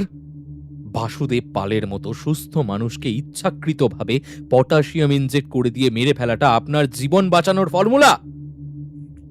সমরজিৎ মাথা নিচু করে রইলেন। অর্ণব ইন্টারোগেশন টেবিলের উপর রাখা ফাইলটা সজোরে বন্ধ করলেন। সেই শব্দে সমরজিৎ কেঁপে উঠল। ঘরের এক কোণে রাখা সিসিটিভি ক্যামেরাটা নিঃশব্দে তাদের প্রতিটি মুভমেন্ট রেকর্ড করছে। অর্ণব সমরজিতের খুব কাছে গিয়ে নিচু গলায় প্রশ্ন করলেন, একটা জিনিস কিছুতেই মাথায় ঢুকছে না ডক্টর। গত 1 বছরে যতগুলো মানুষ এই লাইফ কেয়ারে মারা গেছে তাদের প্রায় প্রত্যেকেই কোনো না কোনো ফ্যাক্টরির শ্রমিক। বাসুদেব জুট মিলের, রমেশ কেমিক্যাল কারখানার। এই নিখুঁত মিলটাও কি আপনার কাছে স্রেফ একটা কাকতালীয় ব্যাপার? সমরজিৎ একটা দীর্ঘশ্বাস ফেললেন। তাঁর চোখে মুখের অনুশোচনা এখন এক অদ্ভুত ক্লান্তিতে পরিণত হয়েছে। তিনি গ্লাসের জলটা এক চুমুকে খেয়ে বলতে শুরু করলেন, না অর্ণববাবু, এটা কোনো কাকতালীয় ব্যাপার নয়। এটা একটা বিশাল ব্লুপ্রিন্ট। এইসব ফ্যাক্টরি শ্রমিকদের বছরে অন্তত একবার করে বাধ্যতামূলক মেডিকেল চেক আপ করানো হতো, আর সেই চেক আপের ক্যাম্পগুলো আমরাই অর্গানাইজ করতাম। সেখান থেকেই আমরা সবার ডিটেলস কালেক্ট করতাম, কার রক্ত বিশুদ্ধ, কার লিভার বা কিডনি কতটা শক্তিশালী, সব ডেটা আমাদের সার্ভারে জমা হতো। যখনই উপরমহল থেকে অর্থাৎ সাহেবের তরফ থেকে নির্দেশ আসতো যে অমুক গ্রুপের অর্গান লাগবে, আমরা আমাদের ডেটাবেসে সার্চ দিতাম। যার ব্লাড গ্রুপ আর হেলথ রিপোর্ট মিলে যেত তাকেই টার্গেট করা হতো। তারা তো সুস্থ মানুষ, তারা হঠাৎ করে হাসপাতালে ভর্তি হতে যাবে কেন?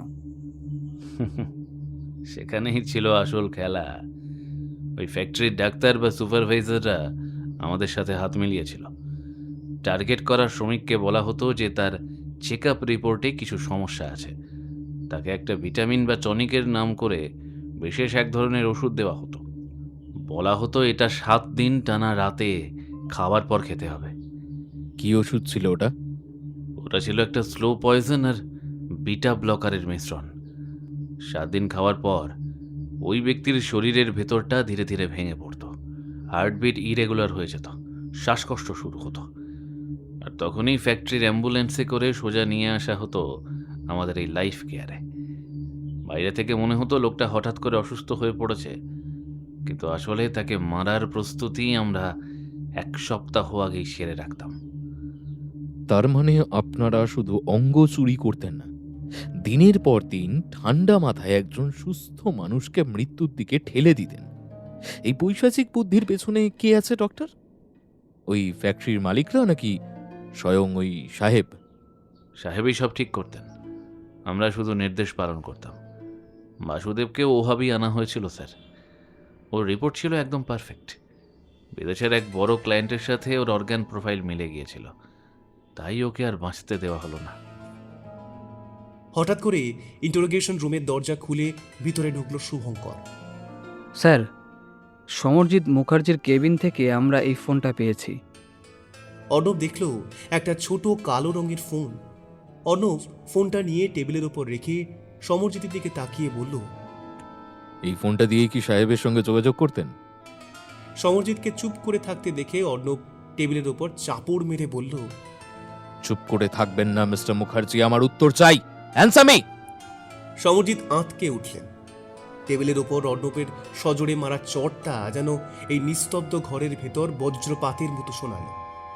তাঁর চশমাটা নাকের ডগা থেকে একটু ঝুলে পড়েছে, আর চোখের মণি দুটো ভয়ে অস্থির হয়ে কাঁপছে।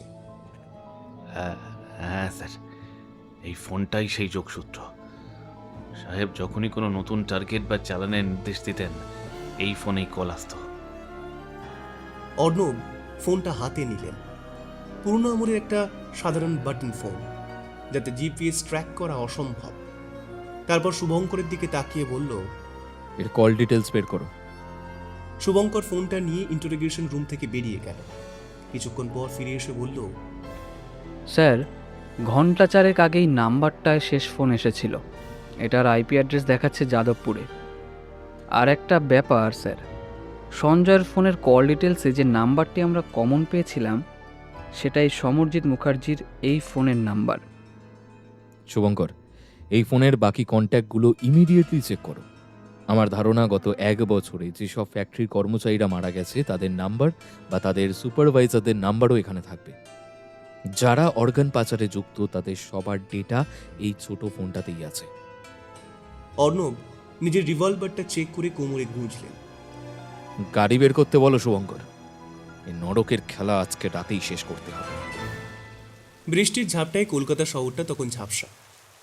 পুলিশের 3টি কালো এসইউভি কোনো সাইরেন না বাজিয়েই যাদবপুরের সেই অভিজাত এলাকার দিকে এগিয়ে চলল। শুভঙ্কর ল্যাপটপে এনক্রিপ্টেড সার্ভারের লোকেশন ট্র্যাক করছিল। সিগন্যালটা ক্রমশ একটা বড় বাগান বাড়ির দিকে স্থির হচ্ছে। অর্ণব দেখলেন সিগন্যালটা যেখানে এসে থামল, সেই বাড়িটা তার খুব চেনা। এই গেট, এই বাগান, এই বারান্দার আরামকেদারা সবই তার স্মৃতির পাতায় উজ্জ্বল। অর্ণবের বুকের ভেতরটা একবার কেঁপে উঠল। কিছুক্ষণের মধ্যেই বাড়িটার সামনে গাড়ি এসে দাঁড়াতেই অর্ণবের মনের মধ্যে চলা ঝড়টা আরো দ্বিগুণ হলো। অর্ণবের কথায় কমান্ডোরা পজিশন নিল।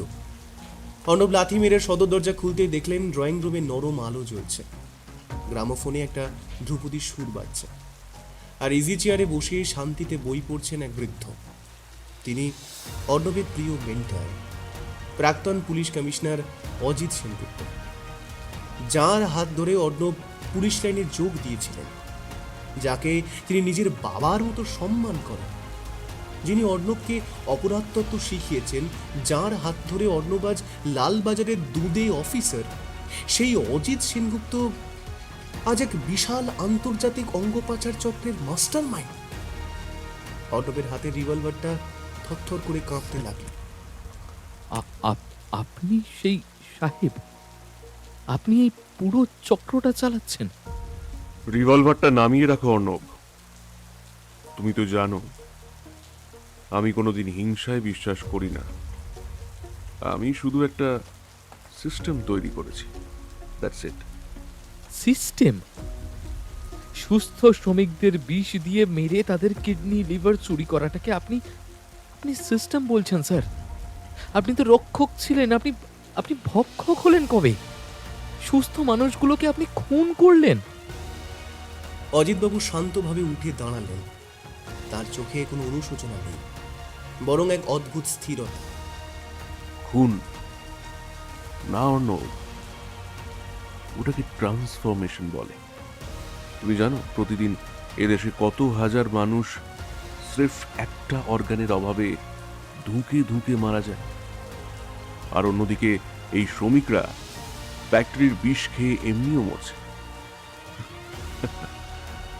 আমি শুধু তাদের সেই অনিবার্য মৃত্যুকে একটা বৃহত্তর জীবনদানে বদলে দিয়েছি।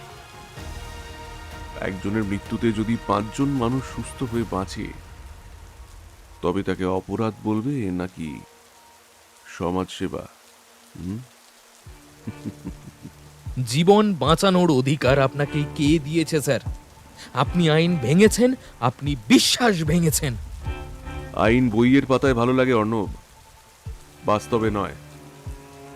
তুমি আজ আমায় ধরবে, হয়তো আমার ফাঁসিও হবে, কিন্তু মনে রেখো, চাহিদা যেখানে আছে যোগান সেখানে থাকবেই। আজ একটা লাইফ কেয়ার বন্ধ হলে কাল আরো 10টা লাইফ কেয়ার তৈরি হবে অর্ণব, 10টা। অজিতবাবু হাত দুটো এগিয়ে দিলেন হাত করার জন্য। অর্ণব স্তব্ধ হয়ে দাঁড়িয়ে রইলেন। তার সামনে আজ তার আদর্শ আর তার কর্তব্যের এক অসম লড়াই। শুভঙ্কর এগিয়ে এসে অজিতবাবুর হাতে হাত কড়া পড়ালো। অর্ণব দেখলেন তার মেন্টরের মুখে তখনও সেই নির্বিকার হাসি। গঙ্গার ঘাটে বিকেলের নরম রোদ খেলা করছে ঢেউগুলোর ওপর। 1 মাস আগে সেই বিভীষিকাময় বৃষ্টি রাতটার স্মৃতি এখনো অনেকটা আবছা হয়ে এসেছে। তৃষা রেলিং ধরে দাঁড়িয়ে দেখছিল সূর্যটা ধীরে ধীরে গঙ্গার ওপারে মিশে যাচ্ছে। চার্জশিটটা দিয়ে এলাম, বুঝলেন? অর্ণবের গম্ভীর অথচ শান্ত গলার আওয়াজে তৃষা একটু চমকে পাশে তাকালো। কখন যে অর্ণব ওর পাশে এসে দাঁড়িয়েছে ও টেরই পায়নি। তৃষা আলতো হাসল। তাহলে জ্বরটা শেষ পর্যন্ত খুললো? হ্যাঁ, সঞ্জয় আর ওই 6টা ফ্যাক্টরির সুপারভাইজাররা এখন পুলিশ কাস্টাডিতে। ওদের জেরা করে আমরা এমন সব তথ্য পেয়েছি যা ভাবলে আজও গা শিউরে ওঠে। ফ্যাক্টরির ভেতর বসেই ওরা একটা লিথাল নেটওয়ার্ক চালাচ্ছিল। সবই তো হলো অর্ণববাবু, কিন্তু অজিত স্যার, ওনার মতো এত বড় অফিসার এমন একটা অপরাধের সঙ্গে যুক্ত ছিলেন? আইন সবার জন্য সমান তৃষা। উনি অপরাধ করেছেন, উনি শাস্তি পাবেন। তৃষা আর কথা বাড়ালো না, চুপ করে গঙ্গার দিকে তাকিয়ে রইল। সবটা আমার একার ক্রেডিট নয় তৃষা। আপনি যেভাবে নিজের জীবনের ঝুঁকি নিয়ে এই তথ্যগুলো জোগাড় করেছিলেন তা সত্যি অতুলনীয়। It was part of my job অর্ণববাবু। আচ্ছা, সেদিন রাতে যে ছেলেটি হাসপাতালের গেট দিয়ে বেরিয়ে গাড়িতে উঠেছিল, সেই ছেলেটিকে? মদন? ও রাজসাক্ষী হয়েছে। ও অপরাধ করেছে, তার শাস্তিও পাবে। কিন্তু শেষ পর্যন্ত নিজের ভুল বুঝতে পেরেছিল ছেলেটা, তাই তো ও সবটা আমাকে জানাতে চেয়েছিল, তাই ওকে আটকে রাখা হয়েছিল। সূর্যটা তখন পুরোপুরি ডুবে গেছে। গঙ্গার ধারের ল্যাম্পপোস্টগুলো একে একে জ্বলে উঠল। দুজনে মিলে গঙ্গার ঘাট ধরে ধীর পায়ে হাঁটতে শুরু করলেন। শহরের আলো আঁধারির মাঝে এক নতুন বন্ধুত্বের সূচনা হলো। আর পেছনে পড়ে রইল এক অন্ধকার অপরাধের রক্তাক্ত ইতিহাস।